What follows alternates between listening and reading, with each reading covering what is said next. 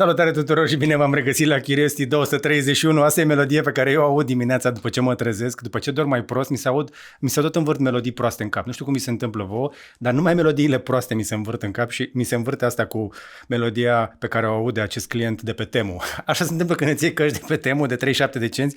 Am stat în ultima perioadă și eu un pic pe Temu și vai Doamne ce am găsit acolo. Am un coș plin cu chestii pe care nu mi le-aș lua. Știi că am auzit vorba asta, că atunci când intră un om înțelept într-un magazin, vede o grămadă de lucruri de care nu are nevoie. Vai ce de lucruri de care nu am nevoie. Așadar, salutare tuturor și bine v-am regăsit la Curiosity. Astăzi este rândul meu să fac de gardă și am marea plăcere să vă aduc toate noutățile din internet și tehnologie care s-au întâmplat în ultima săptămână și avem destule.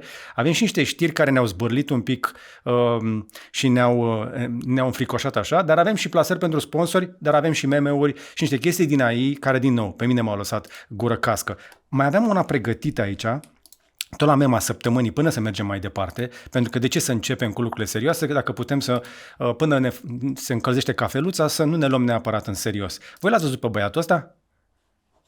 US people don't come to this country and I don't understand why. I'm standing in the middle of a city center with nobody else. Look at this place. It's completely empty. I'm in a random town in Romania. A Random Town. Cristian Grossi a fost recent în Timișoara. Am găsit în sfârșit clipul, că am mai vorbit despre el un pic aici la Curiosity și nu este nimeni acolo în Piața Operei la prima ora dimineții, probabil în weekend când s-a dus el, că la cum arată lumina era de vreme. Dar sunt tare curios dacă e adevărat ce am auzit, că umblă vorba, mi-a zis Vlad, că Cristian Grossi ar fi marketer de fapt și că ar fi plătit de autoritățile noastre.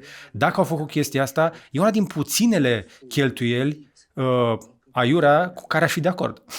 Pentru că acest clip al lui a avut mare succes. Nu știu dacă a avut neapărat aproape 130.000 de like-uri la români, dar dacă a ajuns chestia asta și în străinătate, eu cred că este mare lucru. E o perioadă plină cu concedii. Din cât am auzit, spaniolii din Barcelona trag cu pistoale cu apă după turiști. În Grecia sunt proteste împotriva celor care ocupă plajele.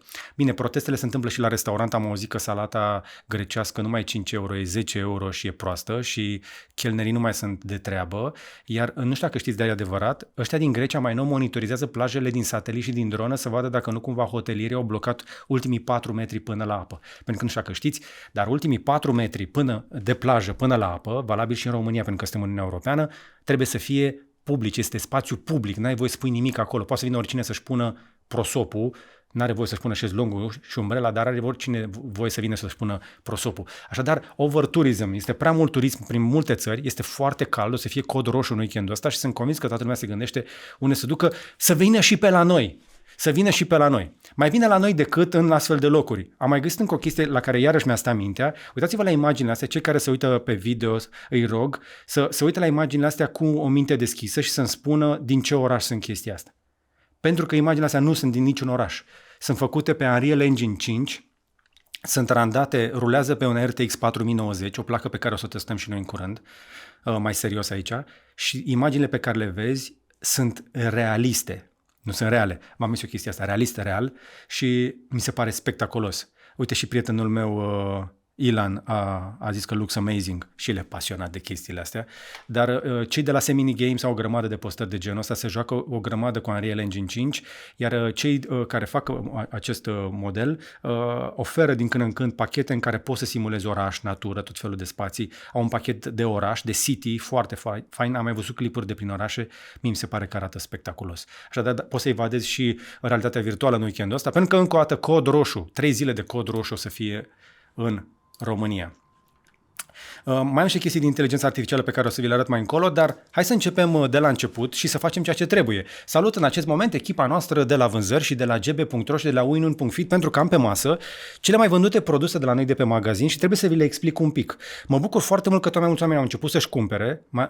Ritmul ăsta va trebui să reaprovizionăm, să refacem stocul cât de curând. Mă bucur că în sfârșit oamenii au început să înțeleagă încărcătoarea noastră. Am aici pe masă cele mai vândute încărcătoare de la noi. Ăsta este cel mai apreciat, acest Ugreen Nexode Pro de 45 de W cu 2 USB-C-uri, care la pachet cu un astfel de cablu de la Link de 100 de W este genial. Ăsta este pachetul meu preferat și de călătorie. Și de ce cred că oamenii abia acum le înțeleg? Ăsta de 45, ăsta de 30 și ăsta de 20 Ba chiar și ăsta de mașină care scoate pe 3 USB-uri peste 100 de W, dacă nu greșesc. Scrie foarte mică. 130 de W am aici. Nu știu dacă vine să credeți, dar încărcătorul ăsta de mașină scoate 130 de W pe 3 USB-uri. Oamenii au început să și le cumpere dintr-o dată mai mult ca niciodată, pentru că mi-am dat seama de un lucru. Foarte mulți dintre noi ne cumpărăm astfel de telefoane care nu vin cu încărcătorul în cutie. Și încărcătorul tău vechi de iPhone, de Samsung, de Huawei, de Honor, de orice, nu-ți poate încărca la adevăratul potențial telefonul tău.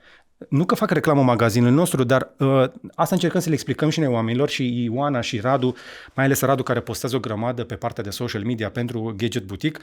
Mă bucur că oamenii au început să înțeleagă de ce este important să-ți iei un încărcător bun și un cablu de calitate, pentru că așa poți să-ți încarci cel mai rapid, în siguranță și exact așa cum îi trebuie telefonului tău. Da, e ok să ți-l încarci cu un încărcător lent. Dacă ai un încărcător vechi prin casă, îl poți folosi în continuare. Se va încărca mai lent, nu-i face rău. Dar dacă te grăbești și vrei să-ți încarci telefonul optim, un încărcător de genul ăsta cu ultima tehnologie este foarte bun, pentru că, încă o dată, n-au mai băgat încărcătoare în cutie din două motive. Încărcătoarele vechi sunt prea lente și dacă ar fi fost să bagi încărcătoare noi, cei de la Apple nu au tehnologie, nu folosesc constant tehnologia asta de compact. Uite cum arată un 45 de W de la cei de la Ugreen și uite cum arată cărămida mea de la laptop. Eu în momentul ăsta mi-alimentez laptopul de pe o cărămidă de genul ăsta. Asta e de 100 de W, dar prin comparație asta are 45. Și o să vă spun o chestie. Asta îmi poate ține și laptopul pe care eu îl folosesc acum în funcțiune fără niciun fel de probleme. Dacă nu forjez randare video sau chestii de genul ăsta și dacă am un pic de baterie, cu acest încărcător îți poți încărca orice ultrabook, orice tabletă, orice telefon, ba chiar și două deodată. De-aia mă bucur că au început să se vândă și oamenii să le înțeleagă, mă bucur că le apreciați, sunt produse de calitate care o să vă țină multă vreme de aici înainte și le găsiți în pachet cu un pic de reducere când le luați împreună pe gb.ro. Și trebuie să vă mai zic că mai avem și niște promoții pe winwin.fit, m-a rugat Lorena evident să vă spun, tot timpul sunt promoții acolo, a introdus niște produse noi, ia să vedem dacă apucat să le publice, deci eu sunt mare fan al acestor napolitane de la Oana. Dacă ești ca mine și îți trebuie ceva dulce, mai ales după amiaza, știu că nu e neapărat cea mai bună idee, dar poți să-ți păcălești nevoia asta de foame cu un baton de ăsta proteic, iar ăsta cu fistic și ăsta cu gianduia sunt foarte, foarte bune. Chiar nu exagerez. Vă recomand să le încercați. Din câte am înțeles, borcanele astea sunt aproape vândute cu crema asta pe care poți să o întinzi peste clătite și peste orice. Luați-le, din nou, Lorena nu aprovizionează cantități mari nici ea. Noi încă învățăm să facem e-commerce și când ceva are succes se lichidează destul de repede. Am mai introdus și câteva echipamente în astea de sală, dar sunt și niște deodorante foarte faine de călătorie pe care le-a introdus recent. Am văzut că în continuare sunt foarte populare și proteinele și lucrurile astea. Ce vreau să vă mai zic însă este că noi colaborăm pentru magazinele noastre, vă tot spunem chestia asta de ceva vreme pentru că avem un parteneriat cu ei, cu cei de la Coffee House. Și sunt foarte faini oamenii ăștia, sunt foarte de treabă, sunt buni profesioniști și sunt răbdători și meticuloși. Și spun chestia asta cu toată deschiderea și toată sinceritatea, nu este ușor să găsești un furnizor de calitate, dar cei de la Coffee House pe noi ne-au convins pentru că chiar sunt buni la ce fac. Asta este echipa, îi salut pe Sebastian, pe Radu, pe Andra, pe Radu, încă o dată pe Radu, mai ales Radu Nemeș, care este inima operațiunii de acolo și ei sunt specializați pe acest Shopify Development și dacă te duci în pagina dedicată pentru Shopify, o să descoperi că exact toate care sunt costurile, știi de la început exact câte costă să-ți faci un magazin pe ultima tehnologie. Adică pentru cei care încă nu au înțeles cum funcționează chestia asta, vă spun eu, varianta simplă este ca și cum ți-ai luat un sistem de operare gata făcut de altcineva și în loc să bagi tu zeci de mii de euro să-ți faci de la zero un magazin online, iei platforma asta, îți pui deasupra identitatea ta vizuală și de desubt toate lucrurile se vor actualiza și vor fi ținute la zi de Shopify, pentru care o să le dai înapoi, mi se pare 1%, mi se pare, din tot ce rulezi pe magazin. Nu știu toate detaliile, că variază în funcție de volum și la noi. Cei de la Coffee House au pachetele astea Starter, Essential și Plus pentru Shopify și fiecare dintre ele suportă inclusiv add-on-uri, adică poți să-ți adaugi chestii pe care vrei să le faci în plus. Uite, dacă te uiți aici la add-ons, o să descoperi că poți să adaugi un modul de upload de produse, de migrare, de rebranding, de e-mail-uri, de marketing, de SEO, de extindere globală și așa mai departe. Sunt tot felul de module de genul ăsta de care ai nevoie când vrei să te extinzi, însă dacă vrei doar să vinzi câteva produse într-un loc, un program, un proiect, orice vrei să vinzi online, nu trebuie să fie neapărat un produs într-o cutie, într-un raft, într-un depozit cum avem noi, pentru că noi nu avem depozitul nostru, nu avem webmasterul nostru, totul este externalizat, poți să faci de la cel mai mic preț, poți să-ți pornești o astfel de afaceri. Îi recomandăm, ai link pentru ei în descriere și ca de obicei vă încurajăm să veniți să ne dați feedback pentru colaborarea cu ei. Lucrăm intens cu ei și la refresh-ul magazinelor noastre și cred că lucrurile astea se văd puțin câte puțin pe toate magazinele noastre. Să vedem dacă a reușit să introducă campania asta nouă pe gb.ro. Uite, avem și tricourile. Apropo, în timpul live-urilor de cripto vineri avem niște reduceri faine la patch-uri. Poți să obții un patch gratuit în timpul live-urilor dacă ne urmărești lunea la cripto vineri. Uite cablurile și uite pachetele de care îți spuneam pentru toate încărcătoarele noastre. Te încurajăm să te abonezi la newsletter, că nu te spamăm, doar te anunțăm de lucruri importante și reduceri și cam Uite ce bine a ajuns să arate site-ul nostru. Sunt mulțumit de cum arată. Nu este un magazin de e-commerce obișnuit, este un magazin de gadgeturi, v-am mai spus, așa cum ne place nou. N-am upgradat poza, dar am upgradat oferta și cu cei de la Surfshark. Îți spun doar foarte repede că dacă ți iei oferta de pe linkul din descriere, ai 4 luni gratis în loc de 3 ca până acum și poți să-ți recuperi și banii în 30 de zile dacă nu vrei, dar de ce ai refuza o ofertă la 2,59 € dacă ți iei pachetul ăsta cu reducere de 84%? Toată lumea face oferte bune la VPN, dar mie mi se pare că Surfshark are pe cel mai bune și mă bucur că colaborăm cu ei. Dacă ți iei abonamentul pe 2 ani, plătești 2,59 € pe lună și primești 4 luni în plus. Practic, vei da 72 de euro și 52 de cenți pentru 28 de luni în care ai ce? Așa să vă zic care e faza foarte repede.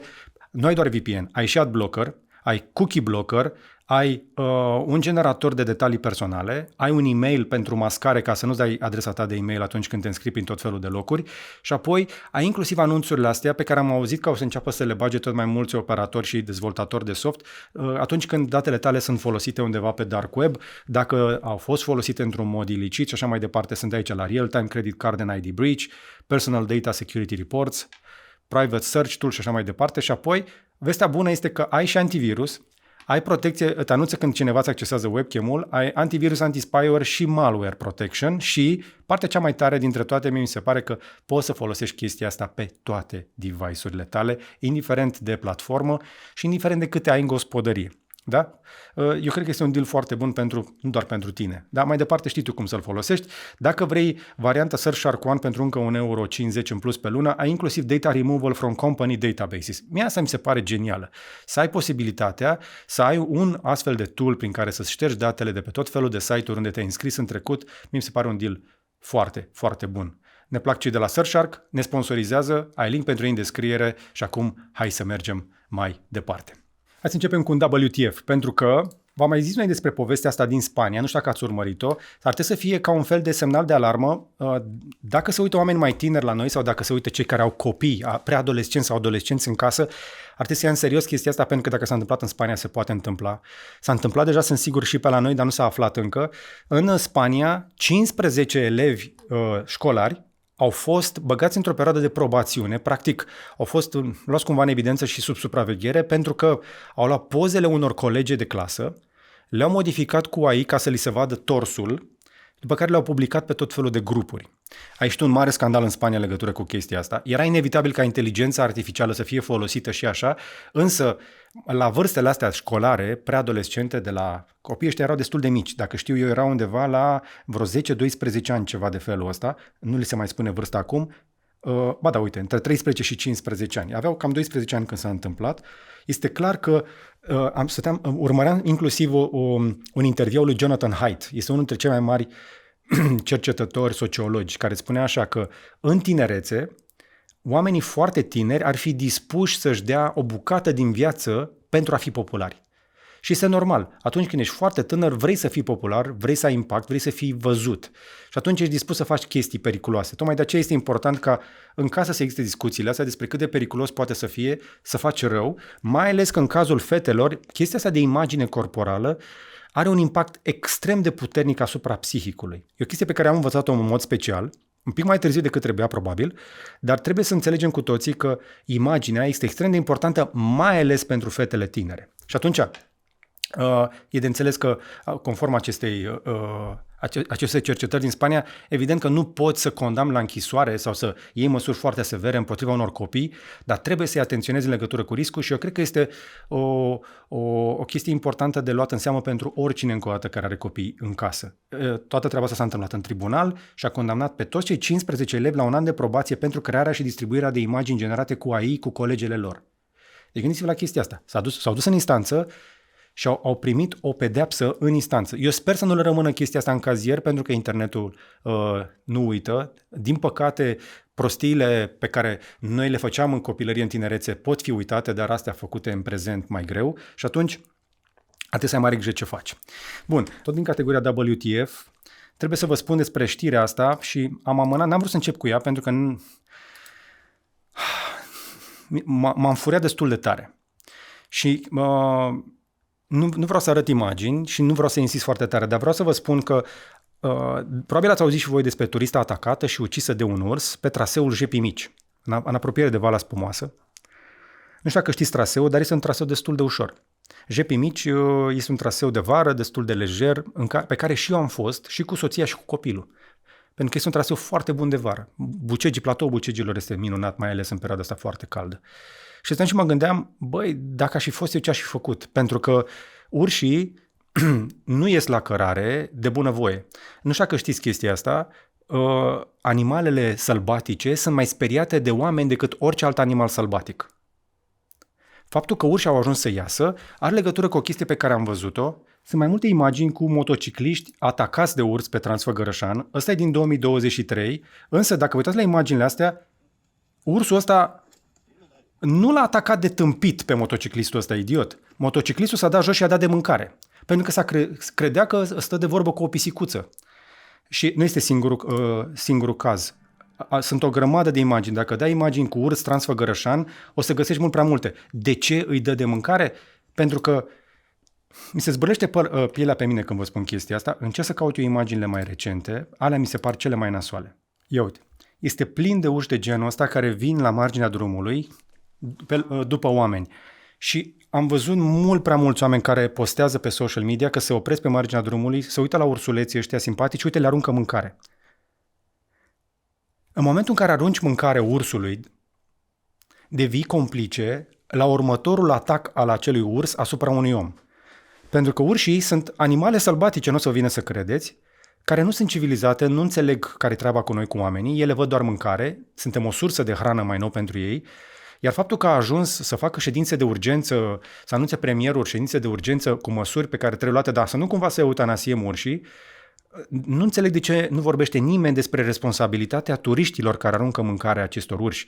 Pentru că există mâncare în pădure, este vară, există mâncare destulă, dar urșii vin la drum pentru că oamenii ăștia se opresc ca să le dea de mâncare. Pentru că vor să le arate copiilor ursulețul. Ursulețul nu este din desene animate. Acestea sunt animale sălbatice și o să vă spun o poveste foarte scurtă, că nu vreau să insist prea mult, de la începuturile carierei mele, când aveam noi urși în Răcădău. Și oamenii trăiau cu teamă și acoperau tomberoanele în Brașov și eu am avut ideea genială, în puști la 18 ani, m-am dus pe teren să filmez o astfel de ursoaică când oamenii erau exasperați de urșii care veneau acolo și erau pe de o parte localnicii, oameni care locuiesc în Brașov, într-un cartier cu blocuri, care erau sătui de urșii aia care îi puneau în pericol pentru că ieșeai noaptea din casă și nu știai dacă te întâlnești cu un alt om sau cu un urs, dar erau o grămadă de curioși care veneau acolo cu mașinile și te dădeau de mâncare urșilor ca să-i vadă de aproape. În loc să se ducă la grădina zoologică, să-i vadă acolo, se duceau să-i vadă în oraș. Și eu, în inteligența mea de copil de 18 ani, m-am dus să filmez chestia asta și am întins un biscuite unei ursoaice în timp ce eram filmat. Am simțit că mi-a dispărut biscuitele din mână și am zis ce filmare bună, m-am întors, ursoaica a luat biscuitele și a plecat și după aceea am observat că era cu pui. Și când am ajuns în redacție, mi-a zis șefa mea, a zis că am fost absolut nebun pentru că eu habar nu am cât de periculoase sunt ursoaicele gestante sau cu pui. Și pe aia m-am documentat și am aflat. Și cred că ați aflat și voi că urșii pot fi extrem de periculoși. Nu știu dacă vă dați seama, dar simplu fapt că un urs face așa cu laba, când dă așa cu laba, cu ghearele alea, îți smulge mâna. Eu puteam să rămân fără mână la 18 ani dintr-o prostie. Vă încurajez să nu fiți și voi proști ca mine, cum am fost eu, nu vă expuneți pericolului, nu dați de mâncare urșilor, pentru că atunci când dai de mâncare unui urs, devii complice la următorului atac asupra unui om și o femeie a murit pe un traseu montan pe care urșii nu veneau până când nu s-au obișnuit să primească mâncare de la oameni. Și pe Transalpina se întâmplă pe toate drumurile de munte. Românii, la capitolul ăsta,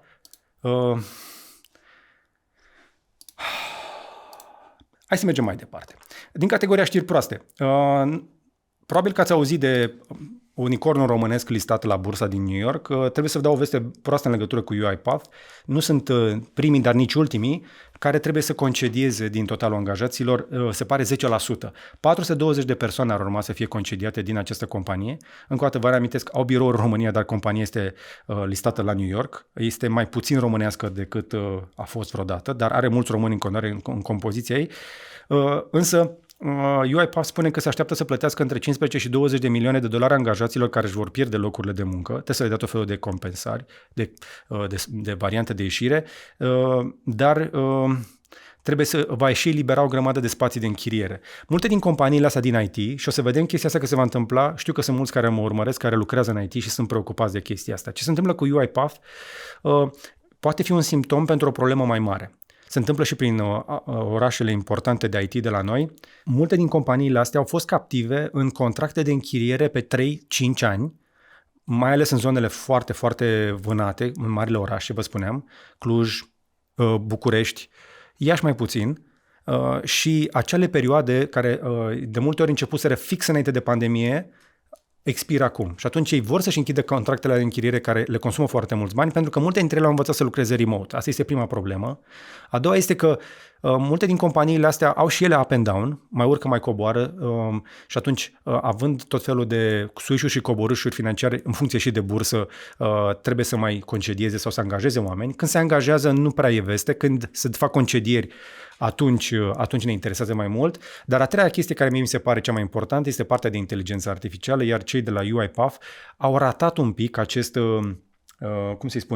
roller coaster cu inteligența artificială pe care companiile mari se pare că reușesc să îl călărească bine. Nvidia crește ca un făt frumos, Microsoft a depășit toate celelalte companii de tehnologie, până și Apple a ajuns din urmă valul și a spus Apple Intelligence. De asemenea, toată lumea face câte ceva pe inteligența artificială. UiPath încă nu a ieșit cu ceva convingător în acest segment, deși păreau pionieri în zona asta de RPM, de Robotic Process Automation, de RPA-uri, pardon. Și atunci e interesant de văzut dacă vor reuși să introducă cu adevărat inteligența artificială în zona de RPA, pentru că este nevoie, și dacă lor le-ar reuși, ar putea să ajute foarte multe alte companii să-și optimizeze procesele și în cele din urmă să elibereze din angajați, cum au făcut și ei, poate prin introducerea inteligenței artificiale, pentru că un angajat de foarte bună calitate devine mai productiv asistat de inteligența artificială, că îi se ia munca repetitivă. Dar asta știți și voi. Așadar, UiPath are o perioadă destul de slabă pe bursă. Ia să vedem cum mai arată acțiunea după anunțul ăsta. De obicei, acțiunile au o ușoară creștere după ce anunță concedieri, pentru că le vor crește veniturile. Bursele întotdeauna reacționează pozitiv la așa ceva, însă dacă vedeți, pe 8 iulie au avut o scădere, după care au început să crească ușor, însă sunt într-o zonă destul de slabă. Dacă te uiți, în ultimul an au o scădere de 49% și pe ultimii 3 ani așa o scădere de 83%. Practic, dacă ai băgat 100 de euro în UiPath când acțiunea era la vreo 80, acum mai ai vreo 17-16 dolari. Dar uite-te ce se întâmplă cu celelalte companii în tehnologie, exact cum spuneam. Nvidia, Microsoft, Amazon, SAP chiar reușesc să crească și SAP-ul este tot într-o zonă în asta de B2B care ar trebui să se poată dezvolta. Dar sunt tare curios dacă printre cei care mă urmăresc sunt oameni care lucrează în UiPath sau în zona de IT. Veniți la comentarii și spuneți-ne cum se vede din interior, pentru că avem atâtea informații pe cât citim din presă sau pe cât ne spuneți voi. Pentru că aceste companii, evident, nu o să vină să vorbească în gura mare atunci când mai întâmpină și dificultăți, care sunt absolut normale. Toate companiile au suișuri și coborâșuri. Important este cum se ridică din astfel de situații și cum merg mai departe. O altă știre importantă din ultima săptămână care mie mi s-a părut, deși poate că pare că îmi bate o gura mult și tot insist pe chestia asta, mai ales pe partea de social media, avem o știre făcută de oficiali americani care acuză Rusia că folosește platformele de social media pentru a modifica discursul public. E o chestie pe care ne-am auzit-o, adică troli. E o chestie care, știrea asta a venit așa ca mănușă la doar câteva ore după ce am sesizat și eu chestia asta pe Twitter. Și hai să vă dau un mic exemplu despre cum opinia publică este manipulată în două moduri foarte simple. Aș face un material dedicat despre chestia asta, dar sunt convins că sunteți sătui să auziți despre trolling, despre manipulare și despre lucrurile astea. Eu, cu formația mea de jurnalist, reușesc să simt un pic, miros chestiile astea, după care dacă sap, încep să aflu destul de repede cam care ar fi cea mai bună variantă apropiată de adevăr.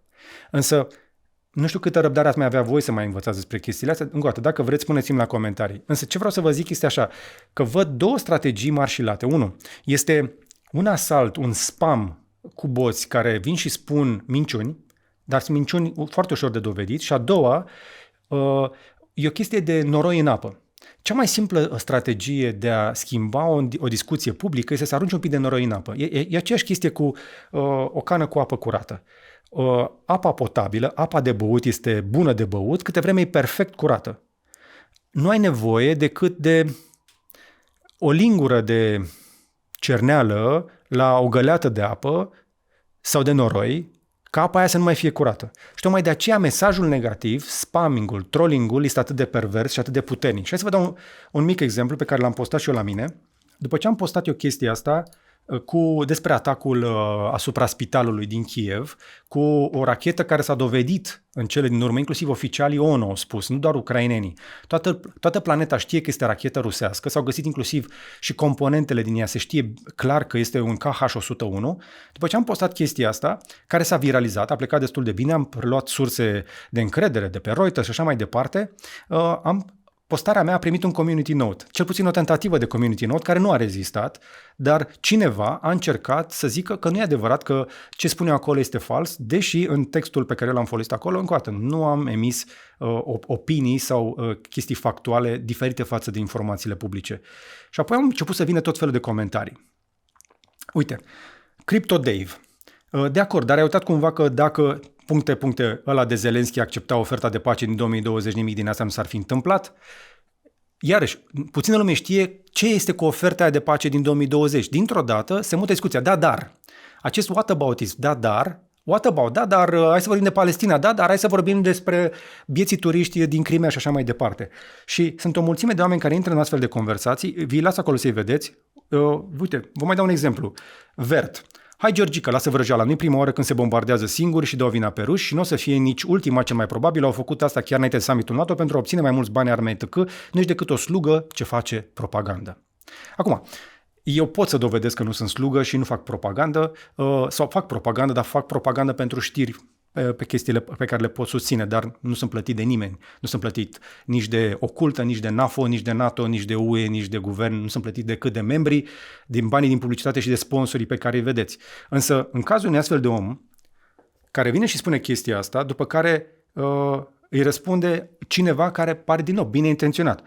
True, la TV nu arată cât ies în stradă în Ucraina, tocmai pentru asta. Mai mult damage a făcut Ucraina în război decât Rusia în sine. Deci, din nou, se creează o narațiune diferită de realitate, pentru că dacă te uiți și întrebi, nu, tot ucrainenii și toată planeta știe că Rusia invadează țara aia, copiii ălora mor. Eu n-am văzut copii, bătrâni sau oameni în dificultate pe străzile din Moscova din cauza atacurilor cu rachete asupra unor spitale din Moscova. Adică chiar dacă rușii spun că ucrainenii nu sunt în stare să se apere și că se bombardează singuri, chiar dacă ar fi adevărat, chiar dacă s-ar putea ca unele din rachetele de apărare antiaeriană să cadă înapoi, trebuie să ne gândim un pic de ce au ajung ucrainenii să le folosească.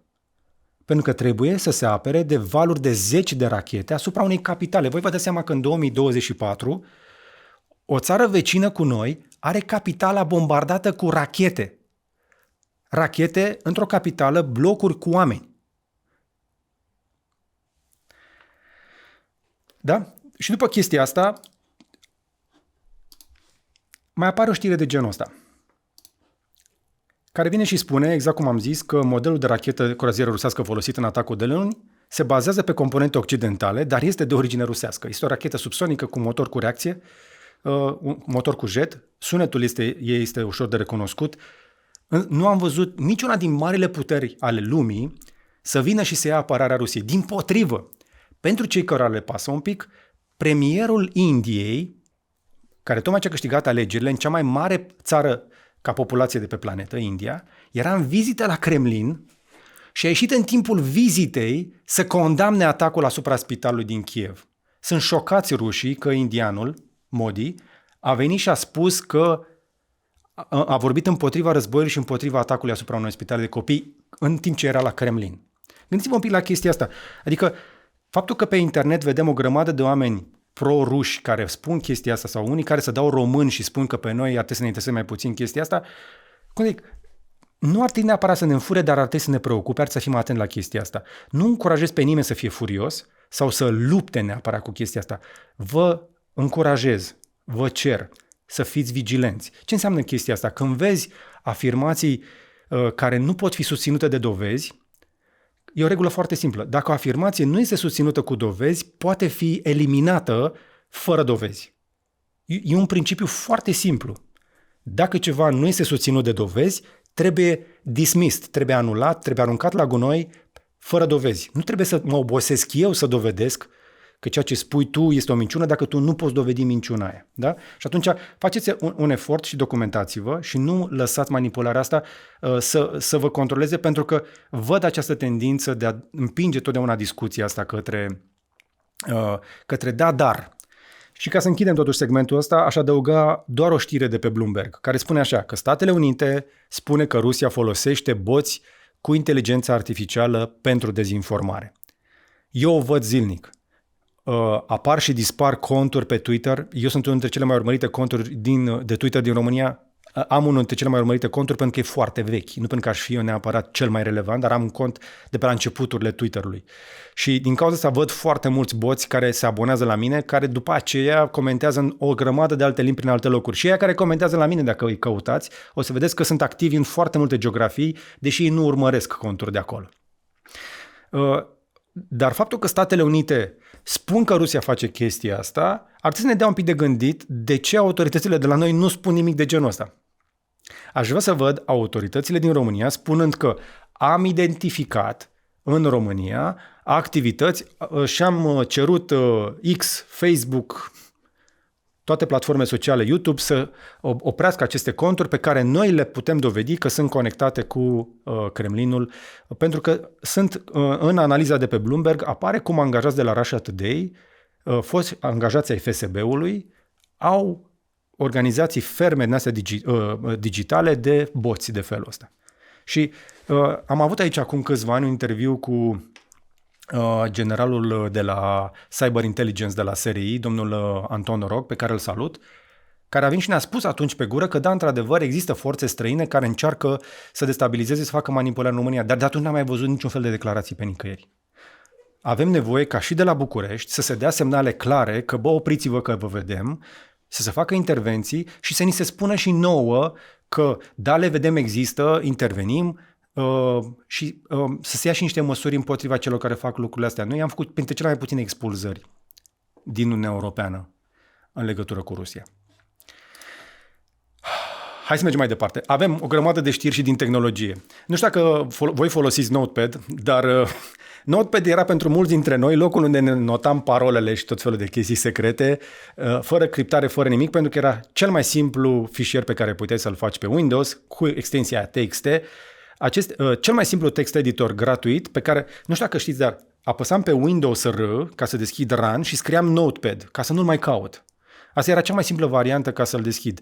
Și gândiți-vă cât de devreme a fost chestia asta pe Windows. Acum poți face același chestie dacă apeși Command Space ca să deschizi Spotlight pe Mac și scrii aplicația, poți să o deschizi la fel de rapid. E bine, acest Notepad primește în sfârșit spell check. Adică o să-ți verifice gramatica. Da.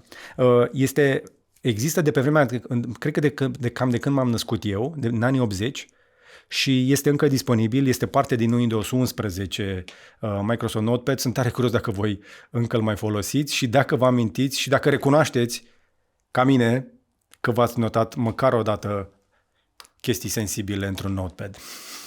Sper că nu o mai faceți. Trebuie să vorbim și despre telefoane. Avem telefoane noi, am început să apară review-urile pentru Motorola Razr Plus și Razr, avem pliabile, este sezon de vară și vara vin pliabile și uite ce bine arată. Cei de la Motorola au fost printre primii, apropo, dacă vă aduceți aminte, care au ieșit cu Razr, aluzie la Razr-ul vechi.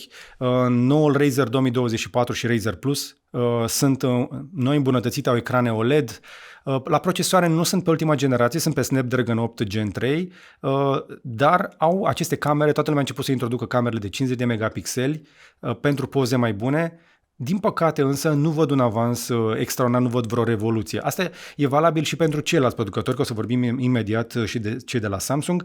Ce apreciez însă este că încep să arate și pliabilele, cum sunt cele de la Motorola, ca un telefon complet când îl deschizi și când îl închizi, în afară de partea asta decupată de camere, în rest ecran de jur împrejur. Arată foarte bine chestia asta, sunt compacte și de data asta chiar le-a ieșit foarte bine. Eu cred că avem nevoie de mai multă competiție și mă bucur că cei de la Motorola nu renunță. M-aș bucura să fie un pic mai insistenți pe partea de telefoane și cei de la Sony, care au mai lansat între timp câte ceva pe aici pe acolo, dar nu prea mai sunt la fel de prezenți în viețile noastre cum erau odată, mi-am aminte de vremurile bune când eram utilizator destul de heavy de așa ceva. Repede specificațiile. Avem aceste ecrane externe care în funcție de versiune, pe Razr-ul simplu ai 3,6 inch, pe Razr Plus 4 inch, când îl deschizi ecranul principal ăla depliat, aproape 7 inch, 6,9 și apropo, este un OLED cu high refresh rate. Pe Razr Plus au ajuns la 165 de Hz, n-ai nevoie de mai mult de 90, dar hei, orice Hz în plus ajută. Camerele sunt aproape la fel, ai un telefoto pe Razr Plus, baterie de 4000 de mAh, un pic mai mică pe Razr Plus, n-am mai încăput din cauza camerelor. Și uite, pe Razr Plus ai Snapdragon 8S Gen 3, care nu este top, 8 Gen 3, 8S este o alternativă un pic, să zicem așa, un pic mai puțin puternică, dar n-ai cu ce să-l încetinești, chiar n-are niciun fel de problemă. Arată bine, sunt tare curios însă cum o să se vândă la noi și sunt tare curios dacă mai sunt printre voi oameni care folosesc măcar generațiile anterioare. Spuneți-ne cum s-au ținut, pentru că știu că mulți au oferit de ele că nu erau ideale. Cel puțin prima generație a fost un pic chinuită. Cei de la Wired care le-au testat deja, noi n-am apucat încă să le testăm, spun că sunt mai bune decât până acum. Și dacă tot vorbim despre telefoane pliabile, hai să vorbim și despre lansările de la Samsung. Avem noile Z Fold 6 și Z Flip 6, inclusiv un Watch Ultra, iar Radu a fost să le vadă și cam așa arată în primul clip de pe Cavaleria, la un prim contact făcut în momentul lansării. Îmi place designul. Acum pare așa că Samsung tot pilește la ele, dar se îmbunătățesc puțin câte puțin incremental. Uite acele ecrane externe care spuneam, dar vezi, prin comparație cu cele de la Motorola nu acoperă încă toată fața, dar nu cred că are cineva nevoie chiar de toată fața aia. Arată bine însă. Balamaua este mai bine lucrată pe Flip 6 din ce zice Radu. Permite să lași telefonul deschis în orice poziție, nu mai are doar câteva poziții, indiferent de unghiul în care îl lași, acolo stă. Îmi place senzorul de amprentă de pe cant, designul ăsta tăiat așa destul de drept, a la Apple, în stilul iPhone și ce-mi spune Radu și ce spune și în clipul de pe Cavalier este că atunci când îl deschizi se simte ca un Galaxy, ca un telefon complet și cred că asta este cea mai bună veste împreună cu husa asta pentru cineva care vrea un device care să fie mai compact în buzunar, arată bine. La capitolul Fold, designul este în continuare și el cât un pic îmbunătățit. Mi se pare că apare din ce în ce mai precis, mai bine închegat, dar este mult mai asemănător cu 3, cu 4 și cu 5 decât este diferit și cred că asta este o veste bună pentru cei care au deja aceste device-uri. Oricine are deja un pliabil din ultimii 2-3 ani, cred că a observat că sunt mai rezistente ca niciodată și nu ar trebui să te uiți la un pliabil din generațiile astea noi decât dacă telefonul tău vechi nu mai face față sau ești tu nemulțumit sau vrei neapărat să faci schimbarea. Acum ai și mai mult zoom, ecranul se duce până în margine, este un pic mai mare, dar exact cum spunea și Radu, modificările sunt micuțe pe aici, pe acolo, incrementale, puțin câte puțin din fiecare, astfel încât să simți că a fost actualizat, partea asta de procesoare și bateria și lucruri de felul ăsta, huse colorate sau accesorii de genul ăsta cu pen. Dacă vrei toate detaliile, clipul lui Radu de 20 de minute mi se pare excelent ca să te pui la curent cu aceste device-uri, însă spre deosebire de ce am mai văzut eu în ultima perioadă, când vine vorba de telefoane, nu prea mai sunteți nebuniți după device-uri și cred că se simte lucrul ăsta din cauza faptului că nu mai vedem o revoluție. Spunem deja de câțiva ani că telefoanele au devenit mai asemănătoare decât sunt diferite, mai scumpe decât erau înainte, deși sunt o fel de promoții la lansare din ce am văzut. Dar aș vrea să aud de la voi. Dacă în vara asta aveți de gând să vă schimbați telefonul, dacă simțiți nevoia să faceți schimbarea, pentru că, sincer, eu țin cu dinții de ăsta și mă gândesc foarte serios dacă nu cumva Apple o să vină în toamna asta cu ceva care să ne șocheze, pentru că după ce au vorbit de Apple Intelligence la ultimul WWDC, destul de intens, pentru prima oară când vorbesc și de inteligență artificială, dar și de Apple Intelligence, mă aștept să vină și cu un hardware bun pentru așa ceva. Și avem vești la capitolul ăsta pentru că, din ce văd, interesul pentru inteligența artificială începe să aibă efect pe zona de hardware. Adică, da, toate telefoanele astea care vin și promit că au pe ele și un asistent, de fapt ele se conectează prin cloud la un serviciu de așa ceva.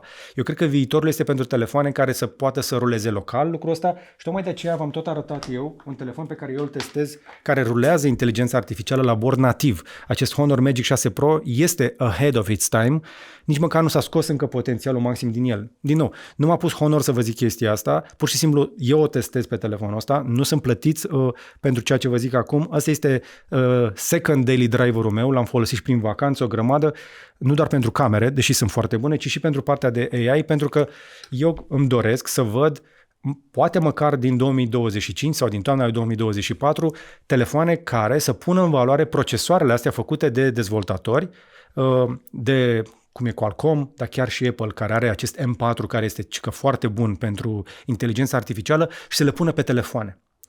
Adică, mie mi se pare că Apple ar da lovitura în toamna asta cu un iPhone. Poate am vedea, când în momentul în care ne așteptăm mai puțin, după 6 generații de la Samsung, poate vedem un pliabil de la Apple.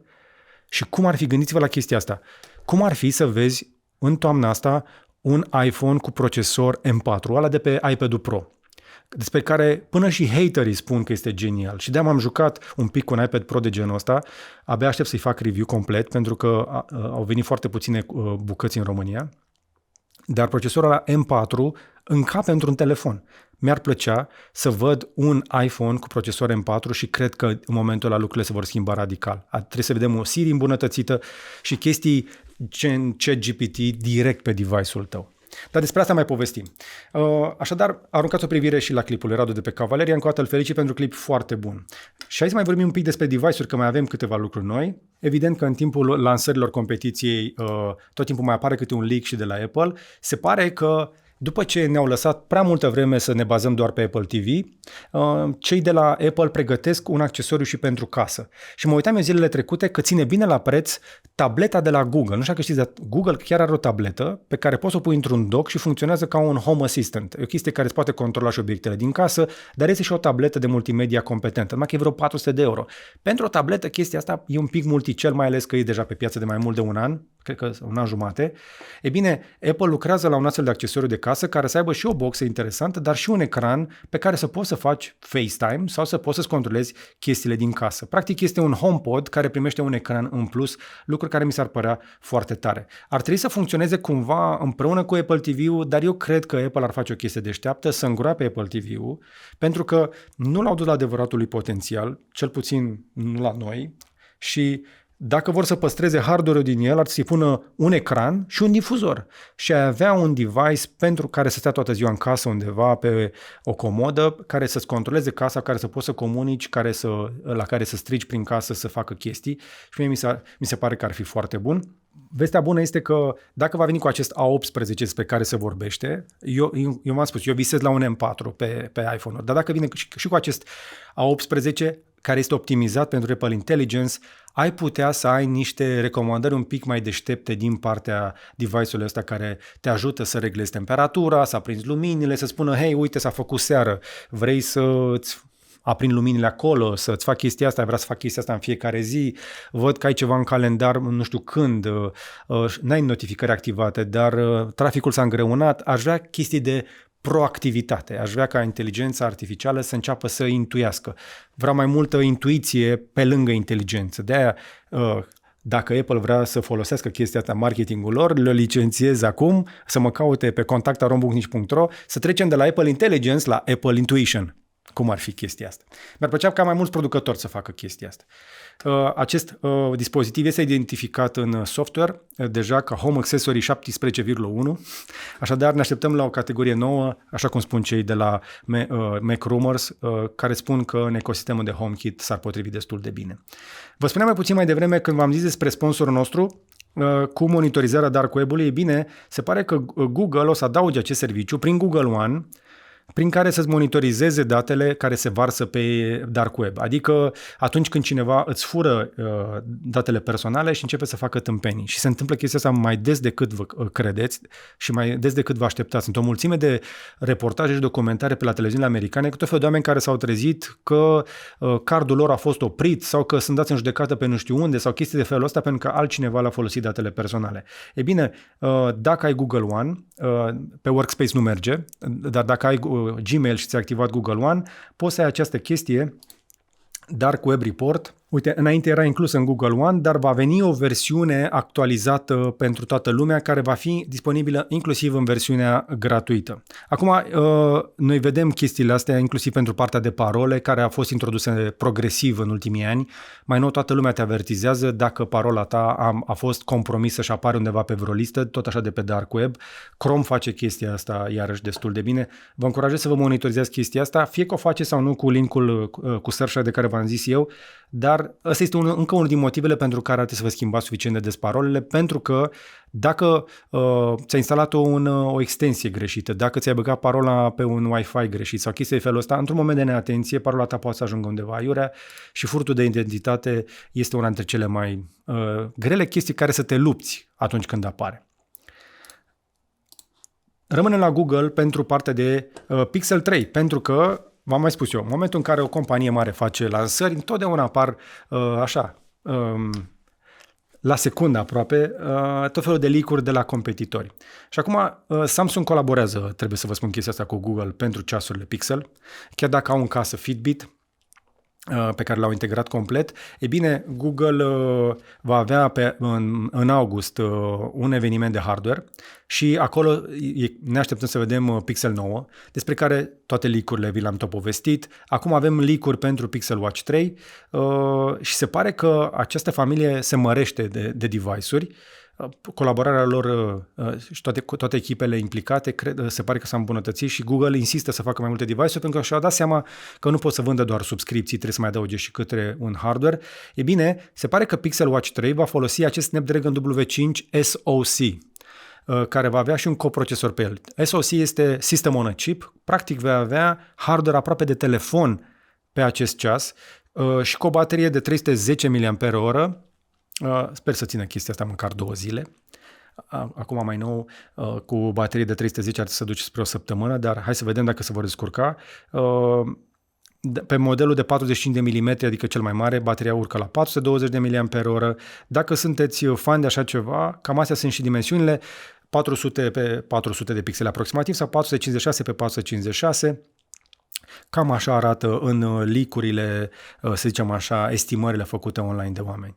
Încă o dată, sunt device-uri care eu sunt pregătit să pariez că noile Pixel Watch-uri vor fi oferite ca de obicei la lansare împreună cu telefonul și cred eu că sunt o combinație interesantă. Însă, în ultima perioadă am văzut tot mai puțini oameni care folosesc wearables de la producătorul lor. Adică, da, nici Apple nu a rupt norii cu Apple Watch Ultra, dar am văzut oameni care folosesc un Apple Watch împreună cu iPhone-ul pentru că merge bine, însă au ajuns în urmă cu software-ul și ceilalți și unii, inclusiv eu, spre exemplu, nu folosesc neapărat un Apple Watch pentru a monitoriza tot felul de activități și partea de notificări începe să mă intereseze din ce în ce mai puțin. De aceea cred că smartwatch-urile trebuie să adauge niște funcții suplimentare și cred eu că aici ar trebui să ne ajute foarte mult inteligența artificială.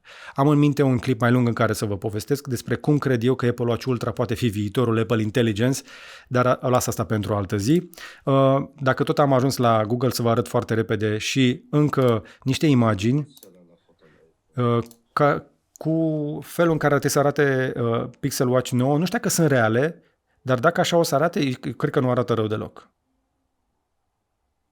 Un device din nou mai simplu, toată lumea s-a întors la stilul ăsta de la iPhone 4, De la iPhone 4 avem tăitura asta, dacă vă ajută la ceva.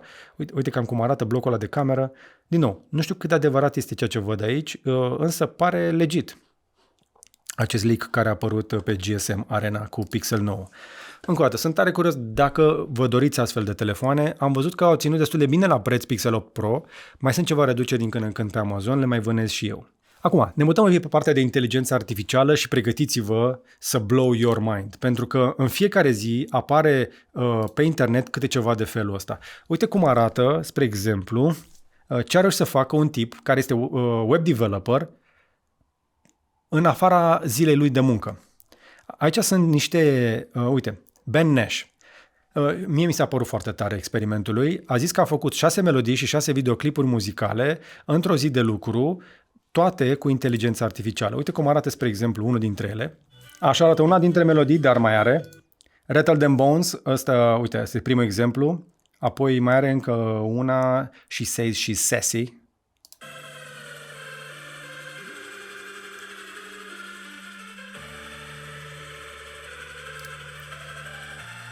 Chestia asta nu era posibilă până recent.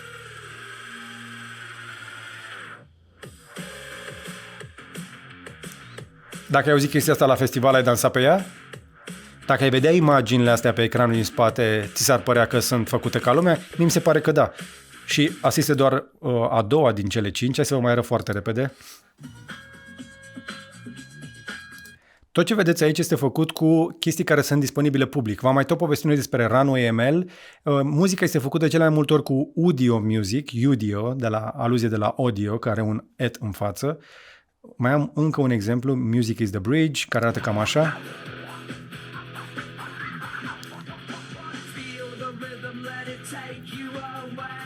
Și de cele mai multe ori muzica ajunge să fie sincronizată cu video prin tot felul de soluții, ba chiar CapCut începe să ofere chestiile astea.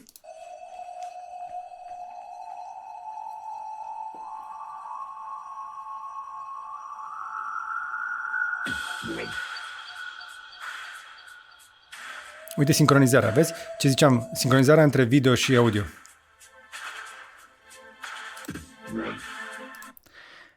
N-aș băga mai mult, că poate le și publică. Sunt și unele mai de genul ăsta. Mai artistice. Suntem la punctul la care creația de video cu inteligență artificială începe să devină, vă spuneam, foarte realistă și oricine care are un pic de talent poate să creeze orice. Tocmai de aceea am mai spus chestia asta inclusiv în clipurile alea în care încercam să fac introducere pentru cei care încearcă să înțeleagă inteligența artificială. Ne apropiem de punctul în care, așa cum spunea și fondatorul de la Nvidia, nu mai ai nevoie să știi cum se programează, trebuie doar să ai o idee foarte bună și să fii suficient de creativ. Eu cred că în timpul vieților noastre, mai repede decât prea târziu, vom vedea copii care își desenează, își designează, își creează propriile desene animate și cu toții vom auzi genurile muzicale și melodiile noastre preferate într-un fel de loop infinit. Pe măsură ce, dacă ne punem un senzor care să ne măsoare pulsul și ne legăm pulsul la un soft care generează muzica, va putea să ne schimbe muzica astfel încât să ne mențină pulsul în ținta pe care noi ne-am pus-o pentru antrenament, spre exemplu. Cum ar fi chestia asta? Uite o idee de aplicație pentru unul dintre voi care are suficient timp. Și mai am pentru voi încă una tare, tot așa, din zona asta de Runway ML. Când a văzut chestia asta, Vlad a zis, "What is this?" Dar uite cum arată video de produs în momentul acesta. Cu Runway Gen 3 poți să creezi chestii de felul ăsta.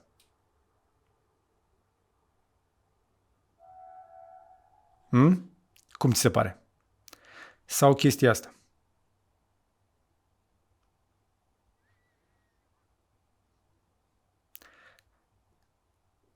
Sau poți să introduci comenzi de cameră pentru tot felul de chestii. Pentru locuri unde n-ai vrea să zbori o dronă, pentru că poate este ilegal, poți să creezi genul ăsta de imagini și vă arăt aici felul în care poți să dai comandă de cameră prin care să coboare pe cascadă, să se învârte în jurul cascadei, dacă îți dea zoom out, fly over sau sweep.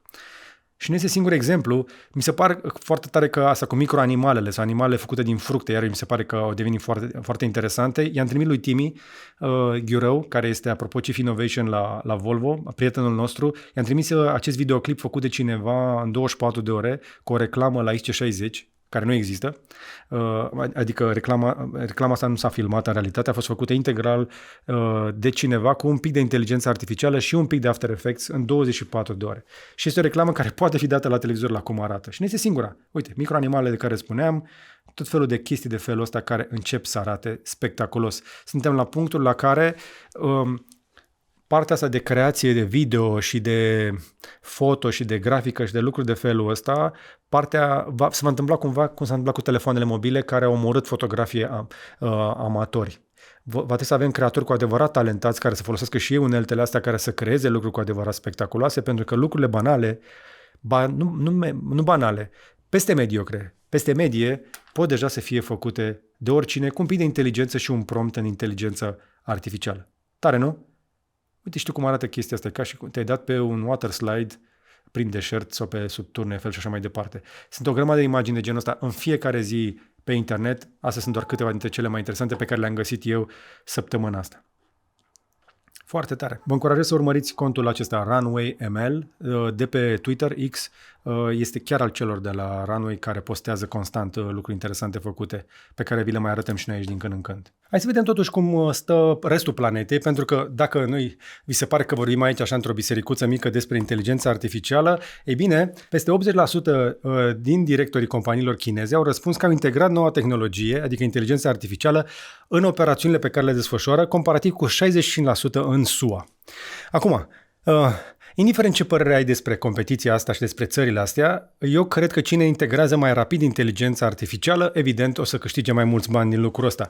Dar nu e vorba doar despre inteligența artificială, ci despre automatizare. Pentru că astea merg mână în mână, de-aia v-am zis de UiPath și de lucruri de felul ăsta și cred că robotizarea în software, roboții mecanici, fizici și inteligența artificială pot să mărească puternic productivitatea. Vă spun chestia asta pentru că, din nou, nu sunt aici să vă spun lucrurile care neapărat vă plac, sunt lucrurile care ar trebui să ne pună pe gânduri și să ne provoace să îmbunătățim și noi lucruri, pentru că suntem într-o competiție globală. Adică România încă n-a intrat într-o recesiune de facto, dar nu putem să ne bazăm la nesfârșit pe faptul că noi venim de foarte de jos. La un moment dat o să devenim și noi o țară dezvoltată și fără automatizări, fără îmbunătățiri de procese, fără să ne scădem costurile cu aceste unelte, nu vom reuși. Sunt tare curios cum ar arăta un astfel de sondaj în România. Dacă, încă o dată, șefii companiilor din China și din Statele Unite spun, uite, am o medie de peste 70% între ele că au integrat deja inteligența artificială în companiile lor. Întrebarea mea pentru voi este, voi ați integrat ceva în companiile voastre? Știu că sunt mulți antreprenori care mă urmăresc. Probabil și pentru interviurile cu Cristi Onețiu, pe care probabil să-l aducem să mai vorbim un pic despre partea a doua anului, dar până una alta, sunt tare curios dacă chiar îl folosiți și dacă îl faceți să fie productiv, pentru că noi îl folosim aici. Nu știu dacă ați observat că dintr-o dată subtitrările de la IGDLCC au devenit mai bune. Ai observat? Au devenit mult mai bune. Și subtitrările noastre de social media sunt mai bune, pentru că și descriptul pe care noi îl folosim se îmbunătățește de la o zi la alta. CapCut-ul, toate lucrurile astea. Chestia asta ne ajută pe noi să facem content mai bun. Nu punem AI-ul să lucreze în locul nostru, adică să apară în fața camerei, să ne creeze opiniile, să ne spună ce să zicem, dar ne ajută să facem lucrurile care ne fac contentul mai ușor să ajungă la oameni. Deci și noi ne-am optimizat lucrurile. Vă încurajez pe voi să vă gândiți cum se potrivește la voi. Nu v-aș încuraja totuși să cădeți în această capcană. Există un cercetător care studiază bărbații îndrăgostiți de iubite cu inteligență artificială. Chiar dacă știu că este un program, mulți ajung să facă chestia asta, să se îndrăgostească de domnișoara asta din Ex Machina, care încă nu are un corp, dar o să aibă în curând. Apropo, am văzut un video pe Instagram și pe TikTok că există păpuși gonflabile în China de la $1. Ai văzut? Serios. Însă, vorbim despre un sociolog de la Massachusetts Institute of Technology, adică de la MIT, care studiază această intimitate artificială. putem să spunem intimitate artificială, inteligență artificială, intimitate artificială, avem din toate chestiile astea. Acum oamenii interacționează cu tot felul de obiecte și se atașează emoțional de prea multe ori de obiecte, dar se pare că avem tot mai mulți bărbați care fac chestia asta. V-am mai dat noi exemple în trecut despre inclusiv de chatbots, de felul ăsta cu care oamenii interacționează și ajung să se atașeze emoțional. Știu că sună dur, dar o să zic chestia aia, touch grass. Și în cripto, când spunem chestia asta că ești prea concentrat pe cripto și get out, touch grass, ieși afară și atinge iarba, eu aș propune să ieși afară și să mai atingi și altceva decât iarbă. Adică să atingi, nu știu, mai pune mâna pe mânerul de la mașină, urcă-te într-o mașină sau într-un autobuz, du-te într-un club, pune mâna pe un pahar de apă plată și intră într-o conversație cu o fată. Sunt o grămadă de tutoriale pe internet care te pot învăța cât de ușor este să intri în vorbă cu oricine. Există tutoriale de agățat, există tutoriale despre cum să-ți creezi o relație cu o fată. Dacă tu crezi că nu ești suficient de confortabil, nu te crezi destul de confortabil și de potrivit în fața unei fete, crede-mă că există undeva o fată care te poate trata corect, trebuie doar să încerci să vorbești cu ea. Deschide gura. Sunt convins că multe fete, dacă sunt fete printre cele care se uită, știu că nu avem noi cele mai multe femei aici la Curiosity care ne urmăresc, dar sunt convins că orice femeie pe care o întrebe o să-ți confirme că pentru fiecare bărbat interesat să iasă cu o fată în oraș, există undeva o femeie interesată și ea să iasă în oraș. Pot confirma chestia asta. Dintr-un motiv foarte simplu. Suntem aproape 1 la 1. Bine, sau poate ai nevoie de inteligență artificială să traduci lătratul câinelui tău. Mai avem niște cercetători de la altă universitate. Vedeți că avem din ce în ce mai puțini cercetători britanici, de când cu Brexit-ul sunt ocupați cu alte lucruri, dar oamenii aceștia de la Universitatea din Michigan sunt preocupați să studieze lătratul câinelui. Practic este ceea ce înveți după ce te-a mușcat un câine sau după ce te-a lins un câine, care e diferența între lătratul de bucurie sau lătratul agresiv. Poți să faci chestia asta cu un algoritm? Poți, pentru că v-am arătat inclusiv din pandemie cum de pe urma sunetului putem să ne dăm seama de foarte multe lucruri. Odată ce transformăm sunetul într-o frecvența aceea o putem transforma într-o chestie binară, date, biți undeva într-un sistem electronic, atunci o putem analiza. Și uitându-ne la pattern-uri putem să vedem dacă o tuse este un semn de pneumonie sau este doar pur și simplu că te-ai înnecat. La fel la câini, pe baza acestor informații pe care le tot colectează, oamenii vor putea afla dacă lătratul ăla înseamnă și altceva decât mi-e foame, mi-e foame, mi-e foame, mi-e foame, mi-e foame, mi-e foame. Eu când îmi văd câinele că latră, eu doar atât aud. Mi-e foame. Și când se uită la mine, văd în ochii ei iubirea pentru gustările pe care îi le dau. Câinele tău te iubește pentru că îi dai mâncare. Te iubește și pe tine. De fapt, mai degrabă te respectă pentru că ești alfa, ești deasupra ei. În relația cu câinii, apropo, vă recomand filmul ăla Alfa, foarte bun pentru chestia asta, ca să înțelegi relația asta om-animal. Câinii pot iubi, dar este mai degrabă o relație de subordonare.